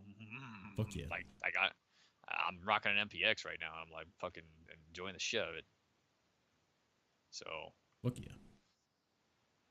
Have you gotten the UPC 45 one? What? Have you gotten? He didn't get angry. What? Oh, you're talking about with Dave. Well, yeah, but you keep cutting out for me. Oh, my bad. I'm really far away from my mic. Fuck. Have you gotten the UPC submachine gun? It's semi-auto. It's 45. 45. It's more like a DMR 45. It's weird. Yeah. I don't know how I feel about that. Isn't it classified as an AR in the game? Yeah, it's classified as an AR, but it shoots a 45. Yeah, it's a 45. I mean, I can understand like damage, but whatever. It's whatever. They're trying something new. It's interesting. So the gear, if you guys haven't really looked too much into it, I don't know if you guys did look through the gear when you were on the end game missions. If you look at the like actual like chest pieces and stuff like that, there's sets now, like as in who made it sets. We're just gonna skip past your little your thing there. Probably to me drinking again. Yeah.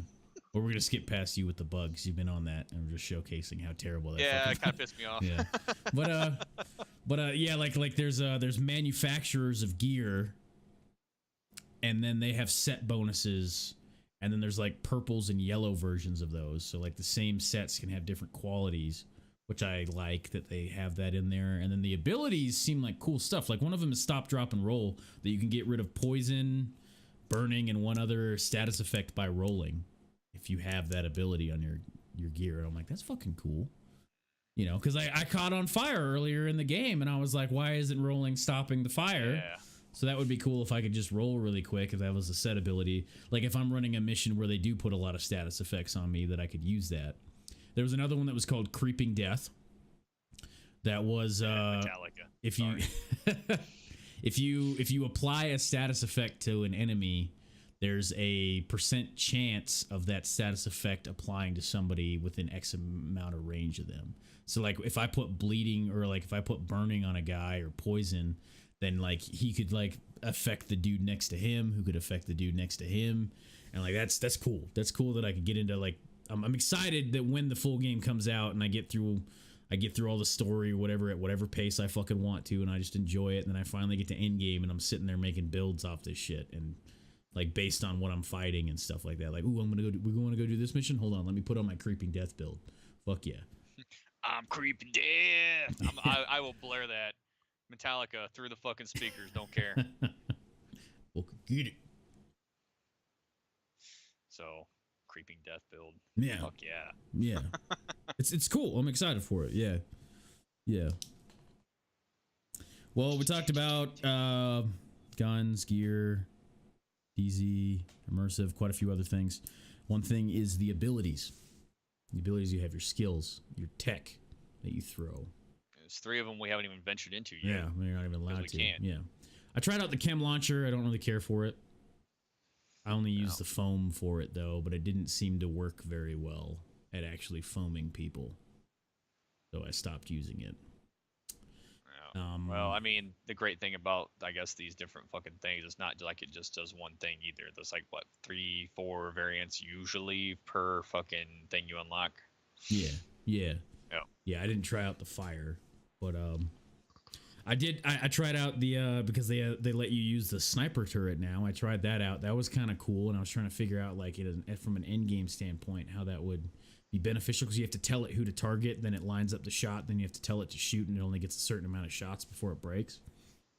So there was a situation that came down to I was getting shot at by a guy and I was getting railed.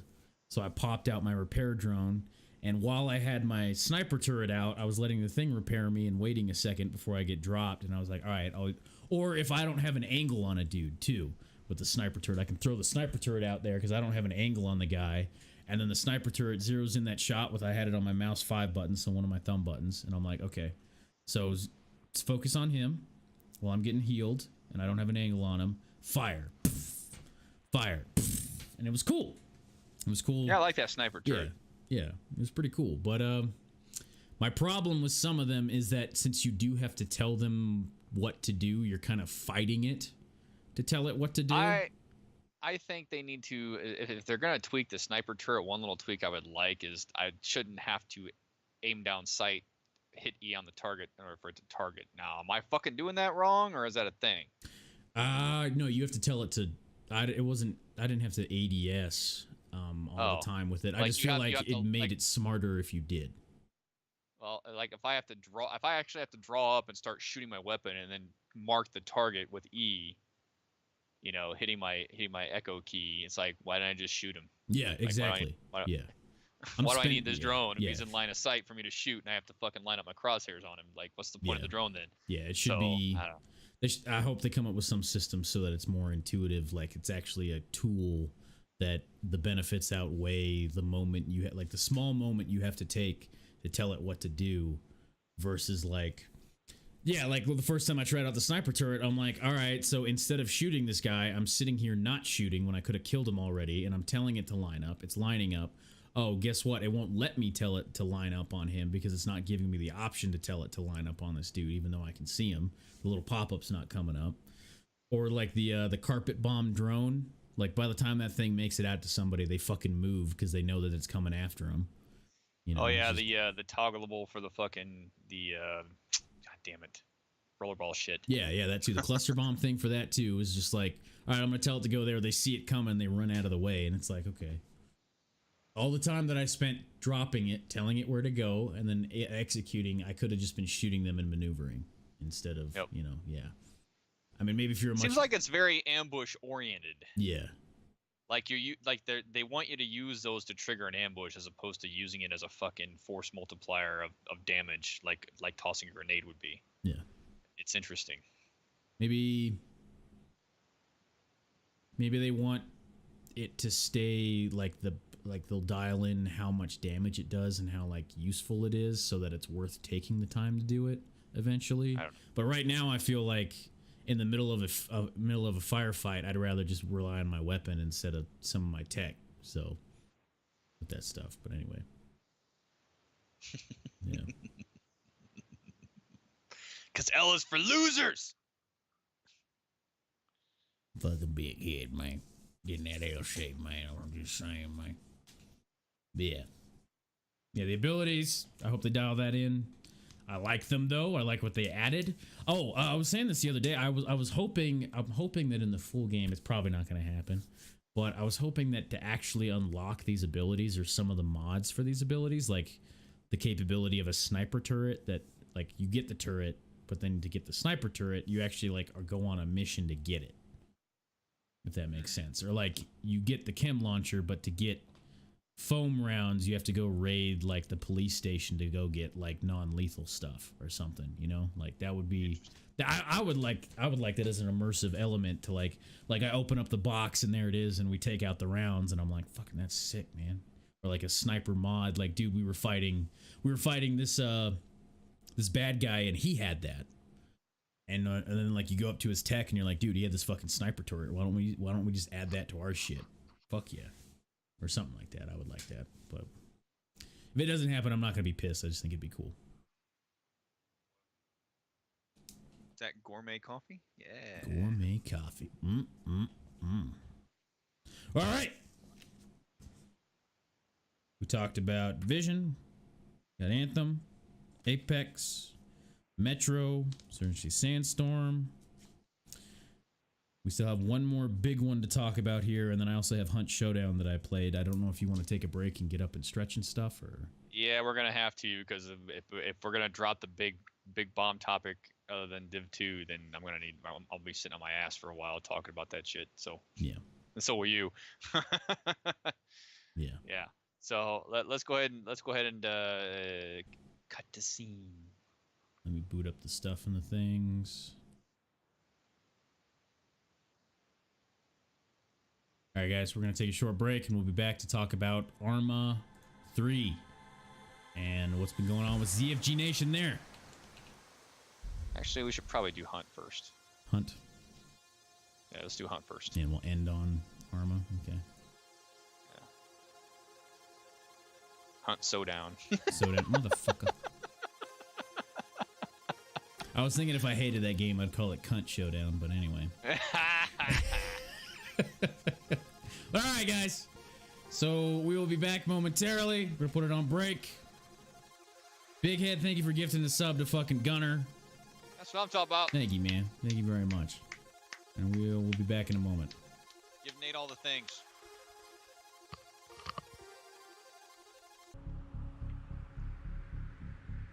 Welcome back, guys.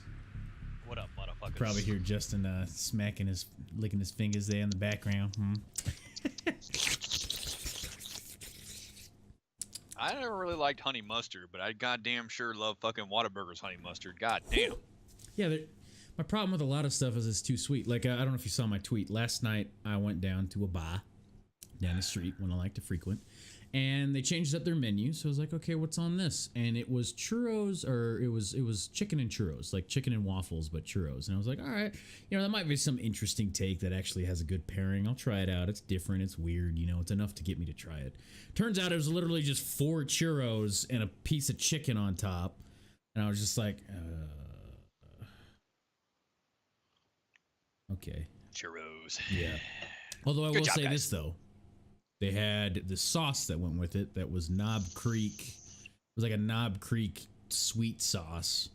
They didn't really mix it well, so it literally just tasted like every time I dipped something in the Knob Creek that I was taking a sip of Knob Creek and then eating dessert. Like, so it was just like, okay, Knob Creek and then churro. It was an experience. I'll say that it was an experience. But they do have this. This is Bar Louie. If you guys have ever been to a Bar Louie, get the Bullet Burger. Oh my god, it's got this bourbon barbecue sauce they make that's so fucking good. They actually do a really good job of mixing in. It's so fucking good, man. Ugh. But anyway, Hunt Showdown. Hunt Showdown. So last time I fuck with it, it still was not optimized for me. But that's been a while. It wasn't too bad when I played it. Now, without naming names, somebody has really wanted me to play this game for a while. Jazz. I don't know who it is. Just some dude. Jazz. No, he's a pretty cool dude, though. So I eventually did it. Chaz. Yeah. Oh, Dirk. That's what you're No, talking it's about. Chaz. It's Chaz. Oh, shit.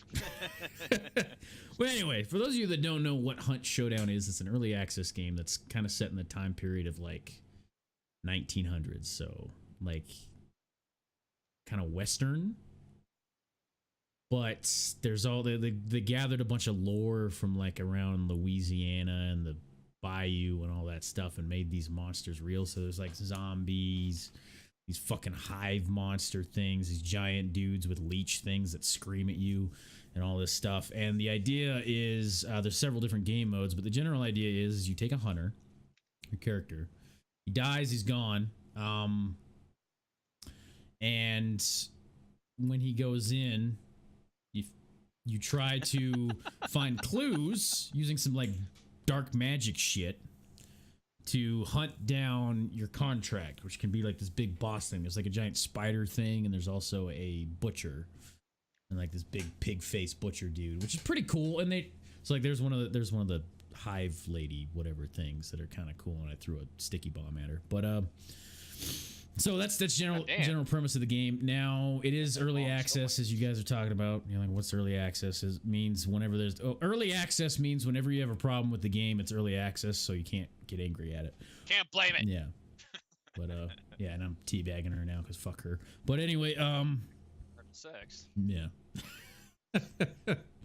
What it does well, it does the guns feel fun. It has a weird control scheme where right click raises the weapon, and then shift ADSs. That's so that you can make quick shots if it's just something close. You don't need to scope in on a zombie that's like right in front of you. Right. So it just takes getting used to there because I kept fucking up controls. But the guns are cool. You can get like a belt-fed revolver, which is just weird, but you know, it's cool to have a belt-fed revolver and stuff like that. Just weird, cool little things.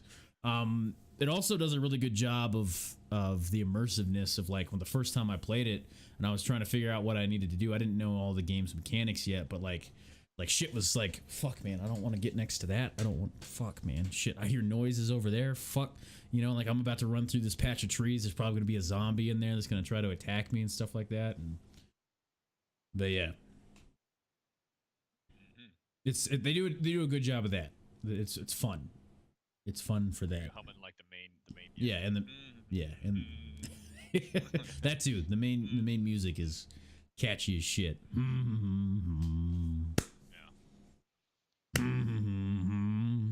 I immediately think Wolf of Wall Street.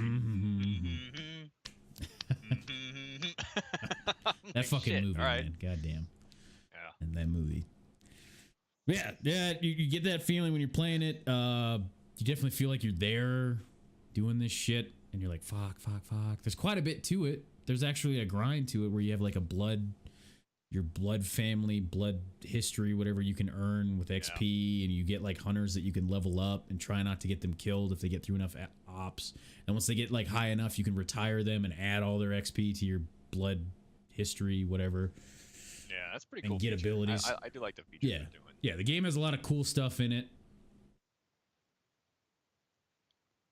Like the connection stuff wasn't bad with players. It was kind of like I was trying to figure out if it was the connection, because like there was a shot I made on a player, and he's probably about, I want to say about like 50 meters out, and I've got a lever action, and I aim at him, and I put one on him, and I fire, it doesn't hit. I put another one on him, and I fire, and it doesn't hit. And then I was like in the heat of the moment, I fire again, and it's like to the left of him, and it hits. And I'm like, is it just like my weapon's inaccurate, or is it a connection thing? I don't know. I mean, I have killed players in the game. It's really not too bad with the AI that you fight. It's not. How's the campy mechanics? Campy mechanics? What I mean by that is people weren't even going for the monster. They were just fucking like circling around it and just killing bodies around it. Oh, which, I mean, viable tactic. Which gets you, like, people were just farming that for experience versus actually doing the thing. I didn't really have people do that to me, but also when I was playing, I had like really, really, really long queue times for matchmaking just because the player base isn't very large right now. So, you know, that's another problem with early access games is like if you want to go try it out, but if there's not a lot of people playing it, it definitely affects your experience. So they fixed some camping in 5.0. They have the clues and blue things turn red if someone is near. Okay. Oh yeah, they also had the thing, that you can see other players for a moment when you get a thing too, like players nearby and stuff like that. Here's one of the big fat guys with the wailing leeches. Yeah, that's gross. Yeah, if you get close to one of those leeches, it goes. Just the first time that happened, I was like, "Oh, a little fucking leech! I'm gonna shoot it." And then the leech next to it was like, I was like, "Fuck, God! Fuck that! I'm running away." Somebody's clipping that as we speak. That's the noise they make. But anyway, so it's got a lot of things that it does well, but it's in early access, so again, you can't complain about it because it's early access. But anyway, well, they're gonna fix it. But anyway, it's fun. It's a game that I'll keep picking up. I had a really good ping. I had the ping counter up, and I stayed around 35, pretty much 30, the entire time I played. So I was happy about that. And that was with because I'm kind of in the center of the U.S. and that was with like West servers and East servers. And that's a big thing with a lot of games. When I was down in Savannah, I had a terrible ping with most games because that wasn't really close to where like the main hub servers were for games. Now that I'm in the center, it's with Benning. Yeah. Fucking Benning. But anyway, yeah. So those are things that it did well. I don't really want to grind the end game stuff. That's not. I just want to boot up and enjoy it. One thing that I'm kind of iffy on is like it wants you to be stealthy and all that and get through, and then you also have a time limit that you need to get through. And then you got to worry about all the noise. I get that they want to go for that because there's other players in here, but when I first played it, I just want to fucking kill all these zombies, man, because it's fun. But I'm making a fuck ton of noise doing that. But you get experience for yeah. it. I mean, it's worth it. And learning the game, which is good, But I mean, it has a lot of cool stuff in it. It's a lot deeper than just my basic reductive explanation I gave of the game. There's a lot more to it. This player came and fucking killed me with a shotgun with an axe blade on it. But anyway, one thing that is not good for it, what it needs to improve is the matchmaking stuff. But then again, that's just player base, so there's not much you can do about that. Another thing is the spawns. I quit here because at the end I quit there because I spawned in, ran about 20 meters down the road, and then immediately got shot by two people. Like I start getting shot and I turn and there's just two guys that were grouped together, and it spawned them right next to me, and like I immediately had flashbacks to EFT in the early days when when it would spawn you next to people and like you're still loading in but your body's there, so they already know where you are. So like as soon as you'd spawn, because you'd spawn right next to each other, the first thing you do is go check the other spawn spots so you can murk that fucker while he's loading and then take his shit. I always did on Factory. Yeah, y'all love me for it. So I was just like, nah, before I get pissed off at this game, and if it happens like again, like right after that, no, I'm just gonna stop playing now. But another thing I would say that I would like to see as an improvement that they would make on this game is fluidity. Like the game wants to push like being in this world where like any noise you make can be a problem, or like you're fighting your attention for things when you're doing multiple things. You hear that beeping? Unless it's my phone, no. Whatever. Okay, I'm going crazy. But anyway, so I would like to see like when I'm in a mission and I pull up my map, it doesn't just cut the game and go to a screen of the map. I would like if I actually had to pull out a fucking map and then I could like look around while I'm looking at the map or something, like, oh, I would like that. I think that would be a cool, like that would keep it. I mean, still it's early access, but I feel like that would be great to further the immersion, that I don't have to stop myself. Like I don't have that immersion breaking thing where it's like, let me pull up map, screen, screen of map. Okay. Yeah. That would be a cool little feature. I would dig that. But it's not a big deal. It's just, maybe my neighbors, maybe my carpenter upstairs neighbors are moving things right now. Anyway, I swear they make. I think you're losing your mind, buddy. Yeah. Why can't my delusions ever be a fucking hot chick? Anyway. So yeah, I don't have a lot about it. I didn't play a fuck ton, but I enjoyed it. I could see myself playing more of it with people. Like, hey, you want to play some Hunt? Yeah. Like when the next update comes out, like, hey, you all want to hop on some Hunt? Fuck yeah. So, I'm down. I mean, I only paid $9 for it because I had some Steam wallet from a gift card that somebody gave me. So, nice. Yeah, I was like, $9. All right, $9. I'll get it because it was on sale. Nice, guys. Nice.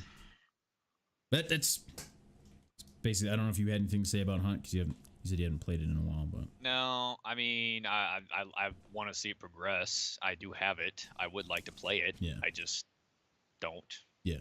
Because I want to see a little bit more. Well, what specifically are you looking for, Justin? I don't even know yet. Yeah. Maybe optimization. Yeah. Optimization. Yeah. That's what I want to see more of. There you go. Optimization. Yeah. So, I tried running everything on low, then I eventually bumped everything up to high, and it ran pretty okay. So, then again, I don't also stream on the same rig, so I don't know if it was actually using quite a bit. I don't know about that. But, fuck, what was I going to say? Fuck! There's something I was going to say. Oh, yeah. I think it goes without saying, but we'll say it again. We are gamers, and we like games to be fun. So, we do want games to be good and fun. And there are things about this game that are good and fun. We just want the things that get in the way of having fun to go away, as with all games that we enjoy. So I want every game to be a blockbuster fucking success that's amazing. I don't want to just have to hate on a game, but unfortunately, you guys make it easy. Yeah, yeah, yeah. Oh, speaking of, If you make it easy. Woo shared an article while we were on break. I looked at it. Apparently, Anthem has a problem on PS4s where it crashes, but it doesn't just crash. Sometimes it crashes and shuts down your PlayStation, which is bad. That can corrupt all of your data and hurt your PlayStation because it's shutting down incorrectly. So, because that's so bad, PlayStation has started a program thing, whatever, a move, where you can get a full refund of the game, no questions asked. Well, at least PlayStation's stepping up to do something about it. Yeah, I mean, that's cool that they're doing that, but, like, especially because, you know, it could fuck your PlayStation. And then they would have to, like, fuck, this game just screwed over PlayStations. Now we have to give out new PlayStations. Shit, you know, like. But, yeah, just, you know, beating that dead horse. But anyway, you know, they make it easy sometimes. It's just kind of like, well, can I get a link to the article? Yeah, one sec.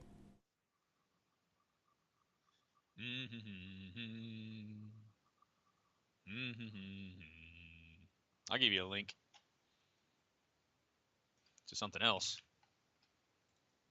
Click that one. Then click this one.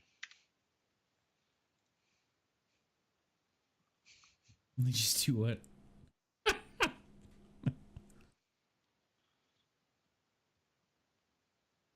I'll watch that later. I'm making one of those calls that I'm not going to laugh at my own jokes. But anyway. You just did. Damn it. But yeah, Hunt Showdown. Boom. You know this thing that ZFG Nation and specifically Justin's baby child, his honey boo boo. With a lot of fucking help from Clint setting up the bag. Yep. We wouldn't have it if he didn't set that shit up, because I didn't want to have tons of hours working on that. Fuck that. I gotta put the ZFG Nation on there. It's not just Arma 3. It's ZFG Nation. Not Chaz here falling to his doom, but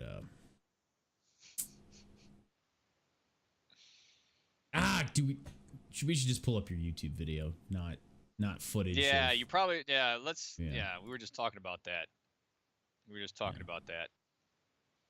Because that's going to give some Zeus insights to things that should not be seen, although I run the risk of it. However, we talked about that I literally Zeus assets. I didn't eat a lot of assets for that very reason. I wanted it to be dynamic. Whoops. Apparently there is a Cobra 492, by the way. Oh, good. He's one less than I. Is that like there are 492 of you, and you are the 493rd of your name? I am the perfected one. Yeah. The best version that there is. They stopped making them after me. They retired the model. Narcissistic? Nah, just self-confident. But all right. So, did we ever get into the discussion about what the Arma 3 server is at all with TG, to those who may not be in the fucking know at all? Not a ton, no. All right. So, Nade's on here. A slew of other people are on here. It's important to what we're talking about because, you know, this is Pinnacle Foundation. It's on the business server. The server is literally fucking 10 feet down that way or 20 feet, whatever. I haven't measured it. Doesn't matter. Yeah, so we manage the hardware, everything else. Well, it is, if I were to describe it, it is an immersive milsim RP experience. You know, you're going to have to use, veterans are going to feel right at home because you're going to have to use the skill sets necessary to obtain the objective. So bottom line is you're an SF team sent to assist in an unconventional warfare mission. You're going to link up with the populace. You're going to help train and facilitate and assist the rebellion populace against overthrowing a tyrannical dictator whose military force is vastly technologically superior than yours. And there's like 8 of you. Well, now there's 16 players, but anyway. So that's it in a fucking nutshell. and it's going to require a lot of brain power, a lot of outside the box thinking, a lot of meticulous planning, a lot of delving into skill sets that maybe some of you haven't dug into for many, many, many, many years. So, I mean, I could sit here. I'm gonna give you basically the premise, but I run Zeus. I ran the game master role. My thing is basically knowing what you guys feel about it and everything else. So I'm just gonna let Nate talk, and I'm just gonna go from there. Yeah. And let everybody else pipe in. Yeah. So like think like a D&D game, and he's the GM or dungeon master, and but it's Arma. So like super realistic stuff, like past just game mechanics, like real world, like trying to think of like how this would all play out as an SF team. Force multiplier, go and get the locals to be on your side, gain trust with them, so on and so forth, down to the minute detail of what you're wearing when you talk to them, and so like stuff like that, like your attitude towards them, every single little tiny thing like that, and then helping them and so on. And so far, we did a training mission, teaching some people some of the base mechanics. We're all on the same page, at least. Maybe not the same skill level as far as it comes to the game. And then also some basics of troop movement we did as well. And then from there, our last mission was to go to we're on the island of Ramadi, and we went to the village to go talk to them. We went in with a couple teams. I was team leader for Alpha team. Big Head was team leader for Bravo team. We all went in, talked to the locals. It was a resistance town that loved us and stuff like that. That's why our base is set up so close. And then, so from there, we gained some intel we had some intel from Hire that we needed to go find some dude in Arcadia, which is on the main island, a town that he wants to help us. We didn't know a lot about it, but that's all we knew, so we went and got some info from them. Turns out this town, Arcadia being one of them, are all resistance held. And we found out that the guy's name's Eugene, so on and so forth. So like that kind of in-depth how we're getting into it, and then we planned out how we're gonna go there. I've been kind of overthinking a lot of things, and what I feel more of the overthinking is because of how deep I want to get with it personally versus how deep everybody. I'm not faulting Just a compliment anybody. to me. Yeah, so I'm cool with it. Yeah, I'm not faulting other people for not wanting to get into it at that level. It's just more of it'll be worked out in the future. We'll see how that goes. Because I wanted to get down to the level of like we don't show them anything we have except for like we take what they have, and then we use what we need to on ops when we whatever like getting down to the deep about every single action, every single article of clothing you wear, every single word you use in their presence, every single thing you do, you need to control so that the entire perception of that entire thing comes off a certain way to them so that we can get what we need and that they won't use it against us. And it actually got used against us, because when we went into that town the first time, a couple people went in full battle rattle that they had, as you guys can see on the screen here. And then I tried to make the argument that I wanted to get some of their gear and work with them to go Zeus is a dick. Yeah. Well, it's realistic. Like, this dude doesn't fucking know us, trust us, that we're trying to help. That's the head of that local region of resistance fighters. And but since he had heard about what shit we had, he was like, "Nah, you have way better shit than me. You go use your shit. You don't need my shit or my help. You go fucking do it." Obviously, you've got, fucking night optic devices. You've got fucking weapons that can reach out and touch someone and spread hate. You use that. You don't need my guys. My guys don't know that shit. They'd probably just get killed. From his point of view, he doesn't trust us. He doesn't know us. We're just coming in. For all he knows, we could just be some dudes trying to get him outed so he can get fucking murked. But anyway. Yes, Big Head. Big Head said it's highly advised for anyone that plans on joining us or does join us to take notes. Literally. It is like we had I had a conversation with Justin to clarify some things, that he wants it to be like full immersion, full thing. So I have paper and notes all the time, but that was one thing that we did while we were in. You always had paper on you. You always had a pen.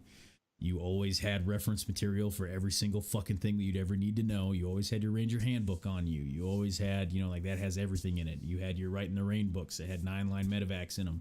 Call for fire sheets, fucking fire sector sheets, everything. It had everything in it. You always had all that. But anyway, that's how much we're getting into it. Is legit. Anonymous Gifter, thank you for gifting LT a fucking sub. You fucking rock. What's up, Savander? Pulls pick. Dick pic pin? Oh, you pulls your dick pic pin. Okay, I got you. I understand now. Thank you. Thank you very much. But yeah. So this is going to be an ongoing campaign here to go take down the big bad and how we want to get into that. And we are doing one later today, right? That's still happening? It's already 3:55 my time, so 4:55 your time. I gotta be very careful if I nod my head or shake my head because I've got like 12 pairs of eyes looking at me right now, waiting on a decision. Stand by. That's what I'll say. Stand by. I will make an announcement. Okay. All right. Heavy sigh, Savander, because you wanted to pull a pin on a grenade and throw it in the group of people that are sitting in front of us. I'm assuming. And I recognized the joke you were making and chose not to acknowledge it.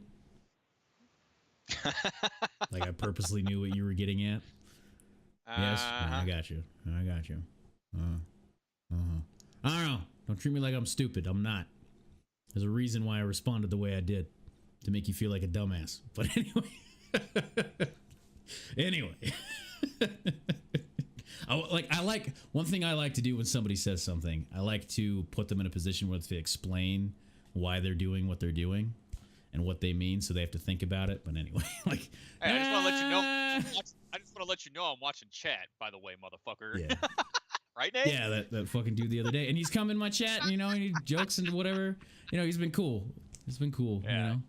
So whatever, but just so you fucking know, I don't know you. So if you want to sit here and make jokes and call us fucking special platoon or whatever, and special squad and all this stuff, Downs battalion and all that, like I don't fucking know you, dude. And then we got down to the bottom of like, I don't know. One thing I do like to do though is try to find out somebody's background before I make. While they're correcting. Yeah. Like I told him, I was trying to ask him, who are you? What's your backstory? And this was another dude. We were trying to get into that. That was being an armchair warrior or whatever, and he admitted to it eventually that he plays airsoft and shit. But anyway, he was like he didn't get what I was getting. It's like I've been here the entire stream. I don't know what you're talking about. And like what I'm trying to say is I'm trying to get a focus on like who you are and what you've done in your life. I don't know if you're just some Joe Schmo that plays video games or you've been an E6 11 Bravo and you know your shit and I should shut up and fucking listen, like I don't know that. But he turns out he was just some dude that was regurgitating things that he heard on games, movies, blah, blah, blah. So whatever. It's all about how you say things, people. Doesn't matter. It matters what you say, but how you say it matters more. How you say it as well. Yeah. How you say it fucking matters. It's a lesson for many. Exactly. I could say, hey man, like when people backseat you playing games, it comes down to a base level or even just all your human interactions. It's like, hey, so I haven't played this game a ton myself, and I understand that's more to type out. Like I haven't played this game a ton myself, or I haven't played this game at all. Can you do this to fix this problem? Like, is that a thing? Like, can you do this to fix that problem you're having? Like, because I would also like to know versus do this. Like, a lot of people in Twitch chat just say, do this. I'm like, what am I, a fucking monkey? You see a wind-up thing in my back? And I'm just going to go, like, dance, monkey, dance. But anyway. Yeah. People don't think about that stuff. Maybe if I stopped doing that to people, I would be a part-time streamer by now. But then I'd also have to put up with a bunch of fucktards. You know what I mean? You know what I mean? Like, yeah, we wouldn't have the cool fucking people that we have. You'd like be a Crystal. partnered streamer who could not stand his community because you are a slave to it. Yeah. See? Yeah, exactly. You want to attract the right kind of people. So fuck them. Get there with good peeps. Fuck it. No, you're good, Savander. I've known you for a while. You're good, dude. Yeah. No, I was just giving you shit. You good, man. Yeah. That was just going into something else. You're not a wind-up monkey? Fuck, I'm leaving.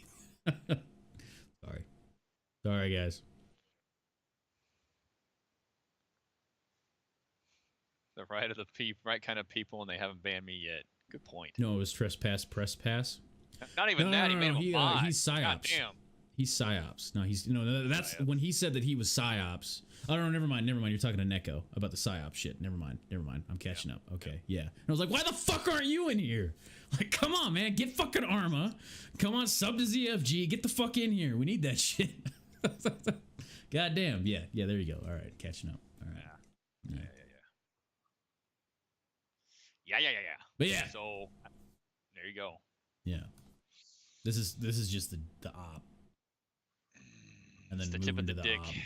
Actually, you took the time to actually fucking write time codes for every single part of it. Yes, I did. Which is very nice.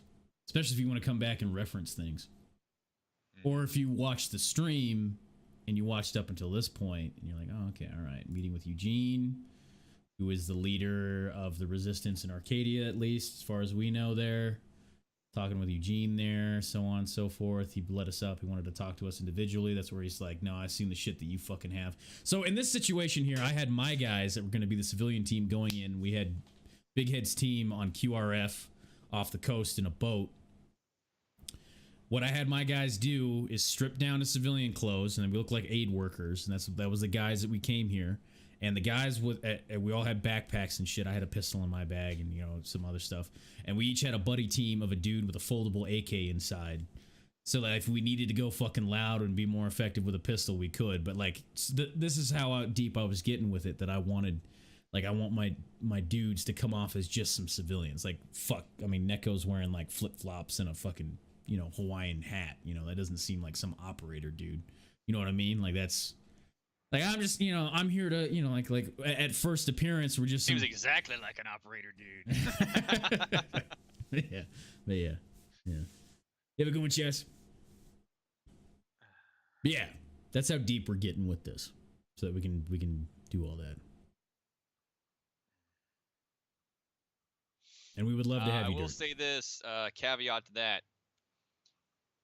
Everybody that subscribes, not everyone's going to be Mr. fucking Tier 1 SF super duper crazy Force Recon, MARSOC, crazy SF Delta Ranger CAG paratroopers, okay? Yeah. I can only feasibly I have 16 player slots in the server. That's technically 15 if you count me taking a slot for fucking Zeusing. I can't have 15 bodies in an SF team. It's like 9 to 12 is going to be where I'm going to cut off. So anything beyond that, you're pretty much assisting me in the RP department.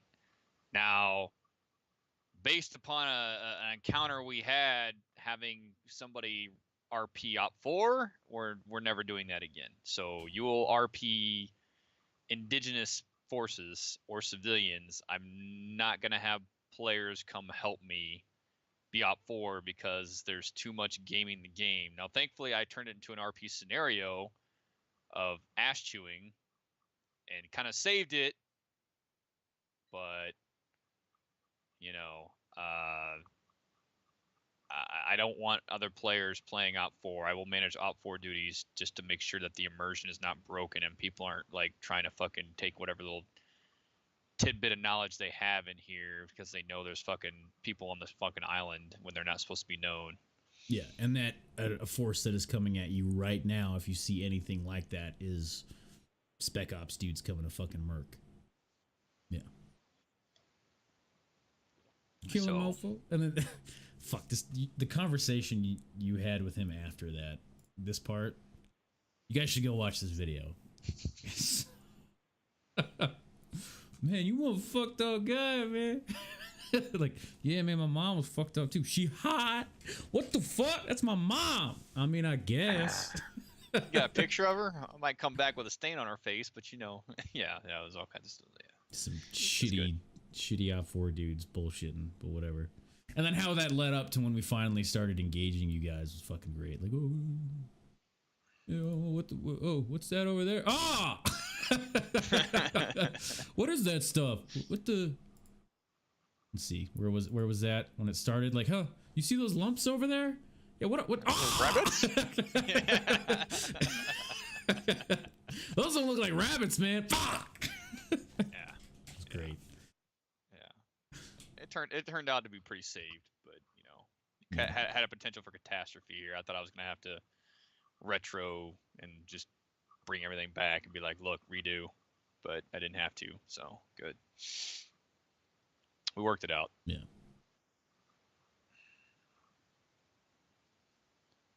Yeah, it was a good call with Gunner at that time. It was like, we should like I don't know, man, this is kind of fucked. And then how that worked out. Well, now you guys know when I'm Zeusing, I'm actually taking control of these guys and shooting at you. So now, well, there's that little secret tidbit. Yeah. I could tell when we were engaging them that somebody was controlling them, especially up on the building, because a guy came out and leaned out the corner, and AI don't do that. But could you imagine if the AI did that though? Fuck me, dude. Whew. If they would actually find like maneuverable positioning on you like that instead of just God damn. But anyway, yeah, it's good shit. That's where Dull got murked. Anyway, yeah. Good shit. Super in depth. You guys should watch that. Do we have anything else about Arma at this time? I mean, nothing really other than just server-based stuff. I mean, that's just, I don't know. I there's not really anything else really to go over it other than like what's progressing in the campaign and, you know, stuff like that. So without talking about the game itself, I mean, it's been out for years, so there's nothing really to get into. It's probably just going to be a subject where we just talk about how things progress in said server. So yeah, and to touch on what Big Head's talking to with Dirk here, for those guys that don't know or are interested in getting into Arma, you don't have to just do the campaign. Like, there's so many fucking mods for this game that I have some too. What he's talking about, these single player scenarios where it's literally a thing that you set you can set the parameters or randomize, and you choose a map, and then it makes an objective for you, it makes an op order for you, and then gives you a team that you can go into the arsenal and give them all what you want them to have, and then just go at it on you. Like, you can choose insertion, daytime, what you want to do. Do I want to have a Vic when I go out there? Do I want it to be destroy a cache? Do I want it to be recon? Do I want it to be clear an area? Do I want it to be, you know, like whatever the fuck, like get the hostage, whatever, all that stuff. Tons of shit. The possibilities are endless, and not only that, you can actually Arma 3 by itself is just a really big fucking tool. Yeah. You can use that for RP situations to play as cops. There's, I mean, if you guys don't know anything about Arma 3, period, it's designed from the ground up to be a military simulator, and that's not just in the infantry aspects. It's like driving tanks, fucking piloting aircraft, fucking whether it's rotary or fixed wing, fucking. There's submersibles you can manage. I don't know anything about ships and whatnot, but you know, I mean, as far as big ships, I mean, I know there's maritime vessels, so I mean, yes, you can utilize those. But yeah, of course, I mean, I'm a fucking Marine. What do you think? But like that helicopter insertion of a fucking rib. CRRC, but yes. From ropes. Yeah. Prick. Combat rubber reconnaissance craft, or combat rubber raiding craft. Yeah, so. Yeah, there's a fuck ton you can do with this game, guys. And like, even down to like, there's mods for mods for map tools. Like, you can actually have like fucking map tools on your maps. You can, like, I did a recon and that scenario thing. I wanted to learn the recon stuff. So I went and did an op where I just sat there for a fucking hour marking troop locations with my map tools, like shoot my azimuth, and then there's a mechanic so that you can put your map tool on there and then like line map with compass that you just aimed. Boop. All right, that was about like get out my fucking laser, lays the target with my rangefinder. That was about 900 meters. He's next to this building. Put it on the map. You know, do all that. You can get fucking it up with it. Counted 9 fucks in that last comment. We just need one more and we hit 10.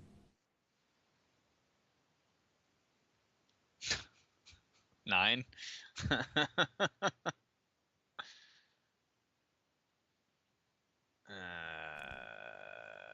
Yeah, there's a fuck ton of stuff you can do for this game. All of it. All the stuff. You can do, there's mods for it so you can run fucking Normandy with World War II shit and Nazis shooting at you with MGs and stuff. Yeah. Like, it's not even that. Like, you can overhaul this game. There's Warhammer 40K mods, there's Star Wars mods, there's fucking Vietnam mods, there's fucking World War II mods. I mean, it's literally, it's a workshop of plethora of shit, and it's awesome. Yeah. So, not the easiest to integrate, but I mean, just downright amazing some of the shit you can do just with this base game. Like this game, I literally got a PC just to play this game because there's just so much you can fucking do with it. I played horror scenarios on this. Remember that? Yeah. I played Bahamut. Yep. Yeah. Yeah, the Halo mod. Yeah, there's that Halo mod where you play the last human on human contact war or whatever. Well. Mm-hmm. I mean, possibilities are pretty endless with this. Yeah. And it's just awesome. It's like I have no problem just playing that and just having that in my game library, and that's it. Yeah. Yeah, like down to you can take a weapon, have a fuck ton of parts you can put on it. You can also choose your ammo down to the different kind of mag types that have different kinds of ammunition, and we can get subsonic rounds. You can get every fourth rate or every fifth round's a fucking yellow tracer, green tracer, or the bottom of the mag is tracers, like we used to do, like we actually did. Is you put, you know, I didn't have enough to actually put the bottom 3 being tracer rounds, what you're supposed to do, but like so the last one was a tracer round, or the second to last one, so I know that I have one more in the pipe once I see that tracer round fly out, and then I do my tack reload, and then boom. Yeah, you can do all that shit. All of it. Can you dig it? Yeah. Yeah. Well, that's it. I'm gonna ping somebody. Hang on a minute. Ooh, what's that mean?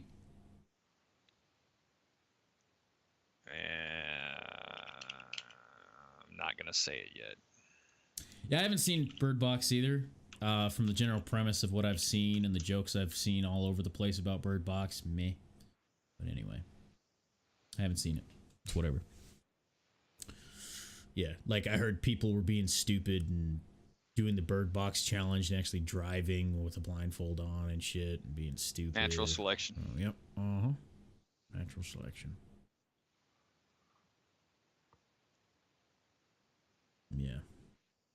That's okay. We don't have to go into it anymore. I'm inquiring as to something. I'm not going to say what it is.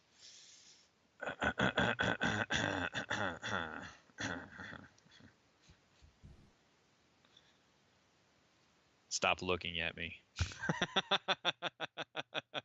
All 12 of you, stop looking at me. But it's like fucking puppy dog eyes. Just like, is he going to say it? But boom. Yeah. That's Arma. You guys have any other questions?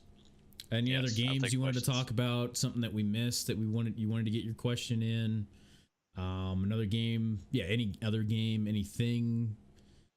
Like, it doesn't have to just be about Arma right now. It could be anything.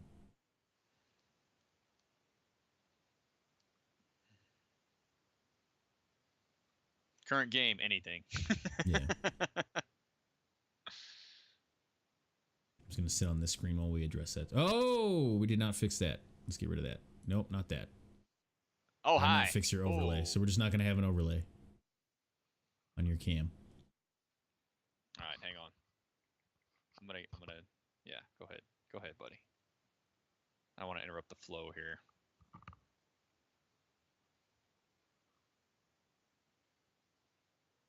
Mermaid or reverse mermaid? Oh, dude, have you watched Red Dwarf?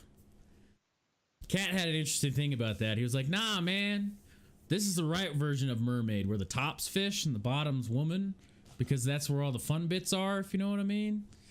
So it's an interesting thought, because like if it was like bottom half was mermaid, then you can't like fuck her unless you're more into tits and mouth. But anyway, yeah, just something to think about. Tetris 99, dude, I saw a video that Fortune shared with me about that. The BR for Tetris. That's ridiculous. Have you seen that, Justin? BR for what? Yeah, they made a Tetris BR game. And it's actually pretty, it looks intense as shit. So what it is, there's 100 players playing Tetris. And based on the points you make, it'll send blocks, like blocks, like blocking out the bottom in gray to other players. So you're fucking other players with how well you're doing. And like, I watched a video on it and this dude was like, oh fuck, no! Oh shit! And he was down to the top 3 people. It's crazy. It's crazy to watch. I wouldn't want to play it myself, but it's funny. Anyway. All right, so here I'm gonna kind of buddy fuck you guys on this one. Division 2 or Arma. Arma with the understanding that 1, Dave's not gonna be there. And 2, I'm not going to run it unless I have Nade and Big Head there. So bug the fuck out of Nade and Big Head if you want to play it.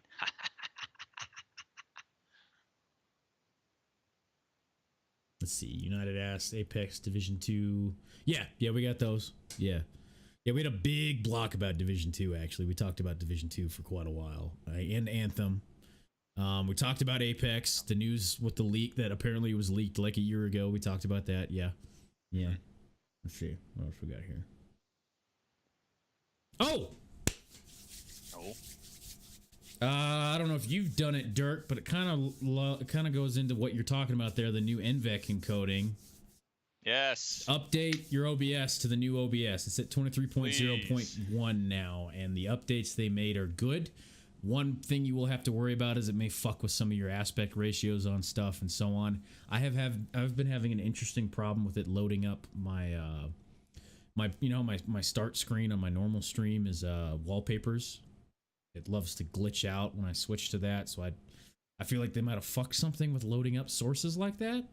But other than that, I like what they did with it. Like Justin's cam right now. I didn't know this. This was a thing in the other one too. But like you can just shift. Like now it's just if you want to change the size, you just drag a corner.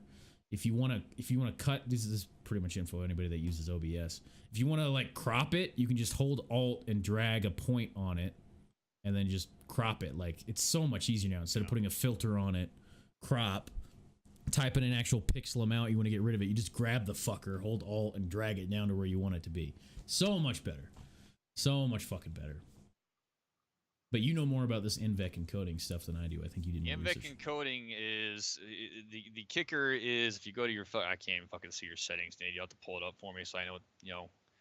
So the setting, you go to fucking video or output. Actually, you can't change it right now. Oh shit, you are using it. Yeah, I'm using the new. All right, so you have look ahead and you have psycho-visual tuning.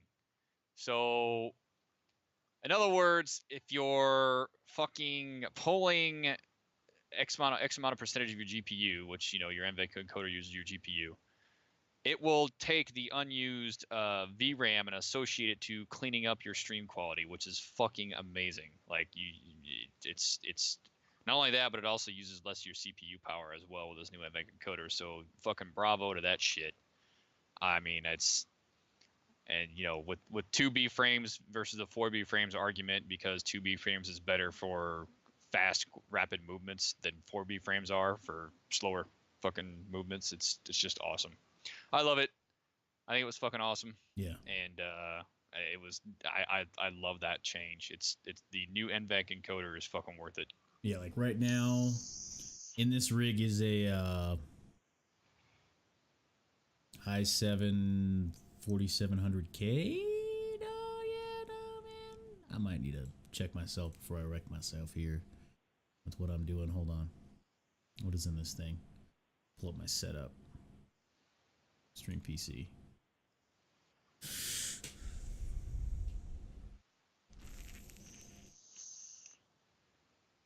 What? Oh, I guess my CPU is no longer on there. It's not. You can't buy it. That one that I bought, but I'm pretty sure it's a 4700K. But anyway, yeah. 4770 or whatever. Yeah. And then I've got 16 gig of RAM, DDR3 1600. Everything's on SSDs in this thing, and a 970 GTX 970 superclocked EVGA. And current, we're pushing out. I mean, there's not a fuck ton of stuff going on the screen right now, but I pushed 3,500 kilobytes a second at 30 FPS. The canvas is 1920 by 1080, and I push it out at 720p. And I'm sitting at, with Skype going, Discord, Chrome with multiple tabs, chat, the chat bot thing, everything running right now on my mic stuff. I'm sitting at a total of about 38% CPU, 35% memory, disk blah, network blah, because those don't really actually tell you what's going on. And GPU's at about 26% total.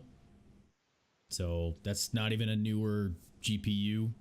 So it's good. It's good shit. Mm-hmm. That's all I got, dude. 70K probably? Yeah.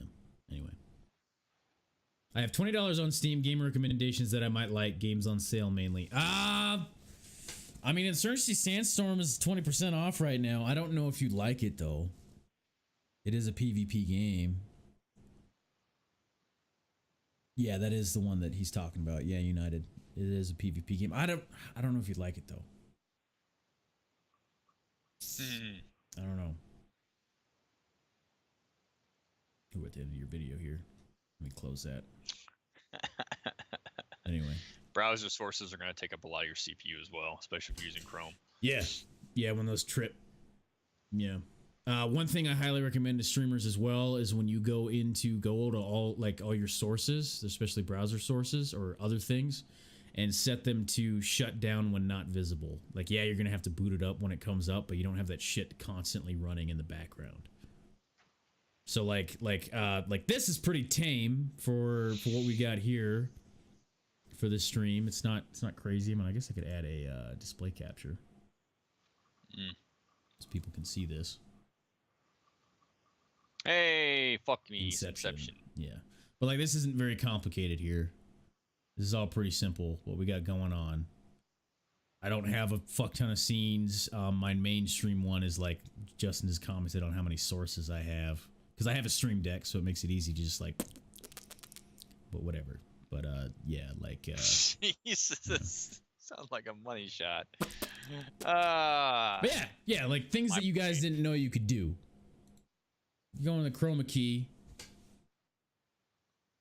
Chroma key's fucking complicated.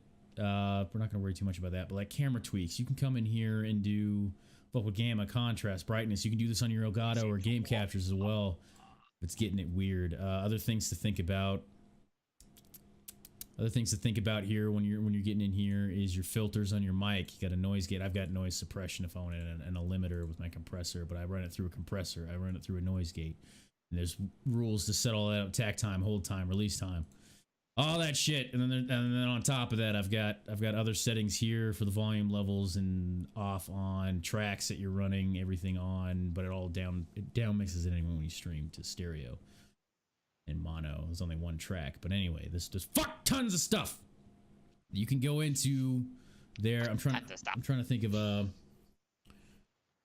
of something that is worth parting as far as knowledge with this stuff that you probably haven't thought of. People probably haven't thought of. Shit. Anything, Justin? Anything you can think of here? I've just been in love with that new Invec encoder. As far as anything else, I mean, it's settings-wise, CBR, all that stuff. I mean, the basic premise of stuff that you need to run. As far as anything new, it's like whatever. Yeah. That was my big thing. Yeah. That was my big thing. I gave a shit about single PC streamer, dude. So. Yeah, I mean, 2PC, it makes it more complicated in some ways, but also it removes like anything that I'm doing with the game or the screen where like that's not part of the problem, like separate keyboards, separate everything, whatever you want to do there. I like it. I like it a lot. And I actually just ordered a mixer. And that will be here next week. And then That's right, you did. Yeah. So that I can pull that audio into a mixer and then I can just adjust those levels independently and then fix the audio so that it's not like a big problem I've been having is I can't hear at the volume you guys hear because of my 2 PC setup because the audio goes through a stupid cable system. But so it's like, hey Nate, game's too loud, or hey, it's too quiet, could you crank it up? Now it's going to be at the level that I hear it, and then I can, I get to go off that, and it's going to be awesome. So I'm excited.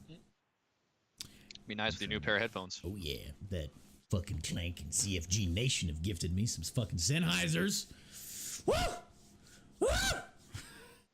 That's gonna be great.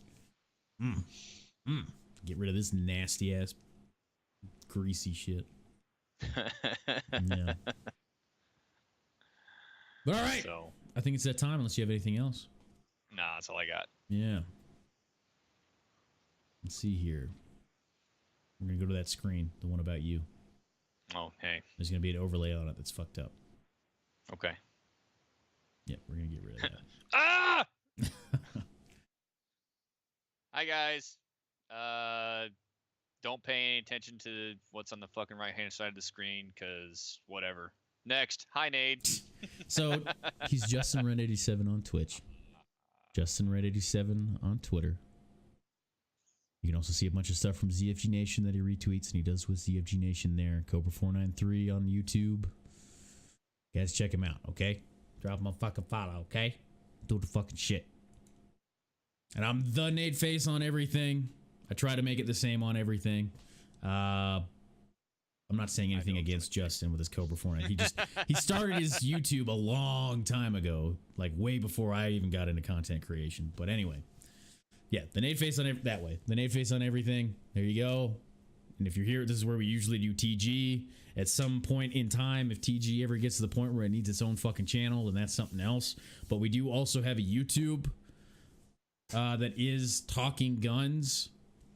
And you guys can go see our videos on there. We put all these on there. I need to go back and re-upload some because I did not know that when you add a video to a collection, if it's just a past broadcast, it'll still go away. So I have to go re-upload a bunch of TG stuff, which is whatever. But now I know. Thanks, Twitch. Yeah, it'll still go away. You have to make an actual highlight of it. But anyway. Yeah, our YouTube has all of the Talking Guns. If you want to go see other ones, in each description section, there's all the games we talk about. So if you want to see us talk about when we were playing this, so on, tell your friends, tell your family, go get views on that shit. And stuff like that. Come on in. Yeah. Yeah, get your comments going, so on, so forth. Yeah.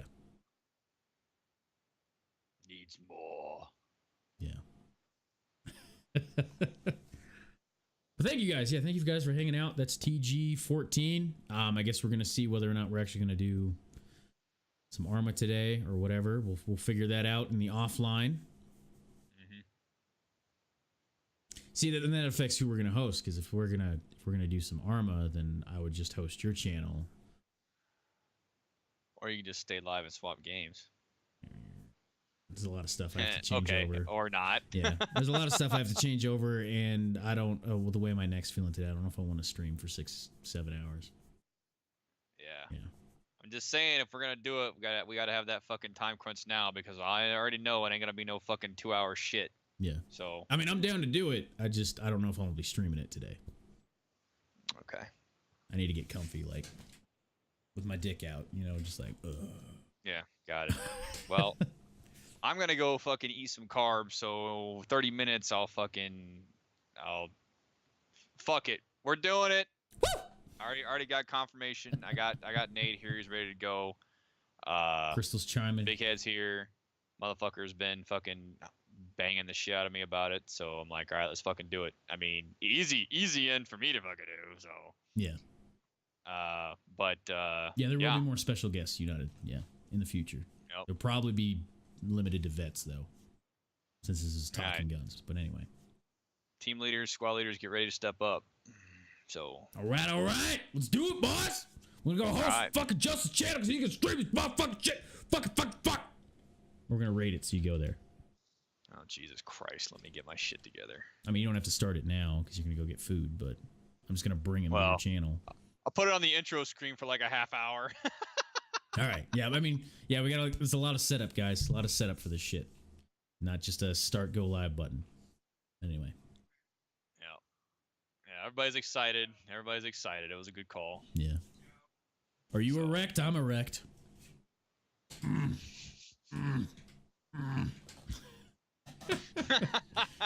Better be good music, says Oceana. Mm-hmm. Good music. Well, I was short another fuck. Ah, damn it. Yeah, God I guess. Damn it. God damn it. Thank you for hanging out, Savander. It's always good having you around, man. I just want to say that. Where's the most fucking death metal shit I can find just to purposely? Yeah. Crystal says she's erect. I mean, your nipples can be. That's fine. That's true. Yeah. Lady boners and so on. That's right. I'm just gonna put on the Doom soundtrack. Fuck it. There we go. Yeah. Oh, it's gonna fuck with your cam, isn't it? Yeah, it sure is. You fix it later though once you cut Skype.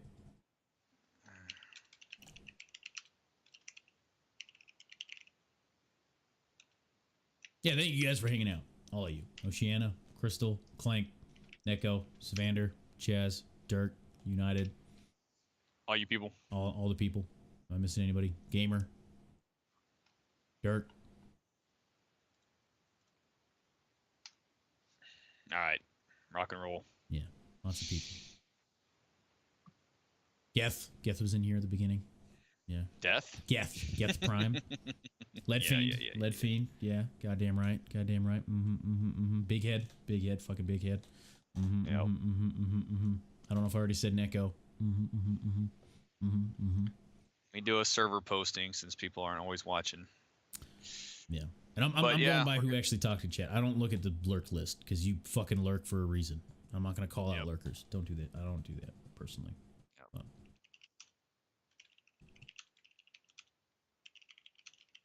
There's your super fast Warno.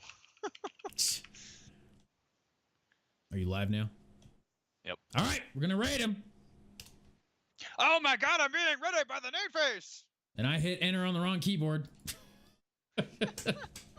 My bad. Let's fucking go over there, boys. Fucking do it. Y'all have a great rest of your motherfucking day, and I'll see you over there. Bye, buddy.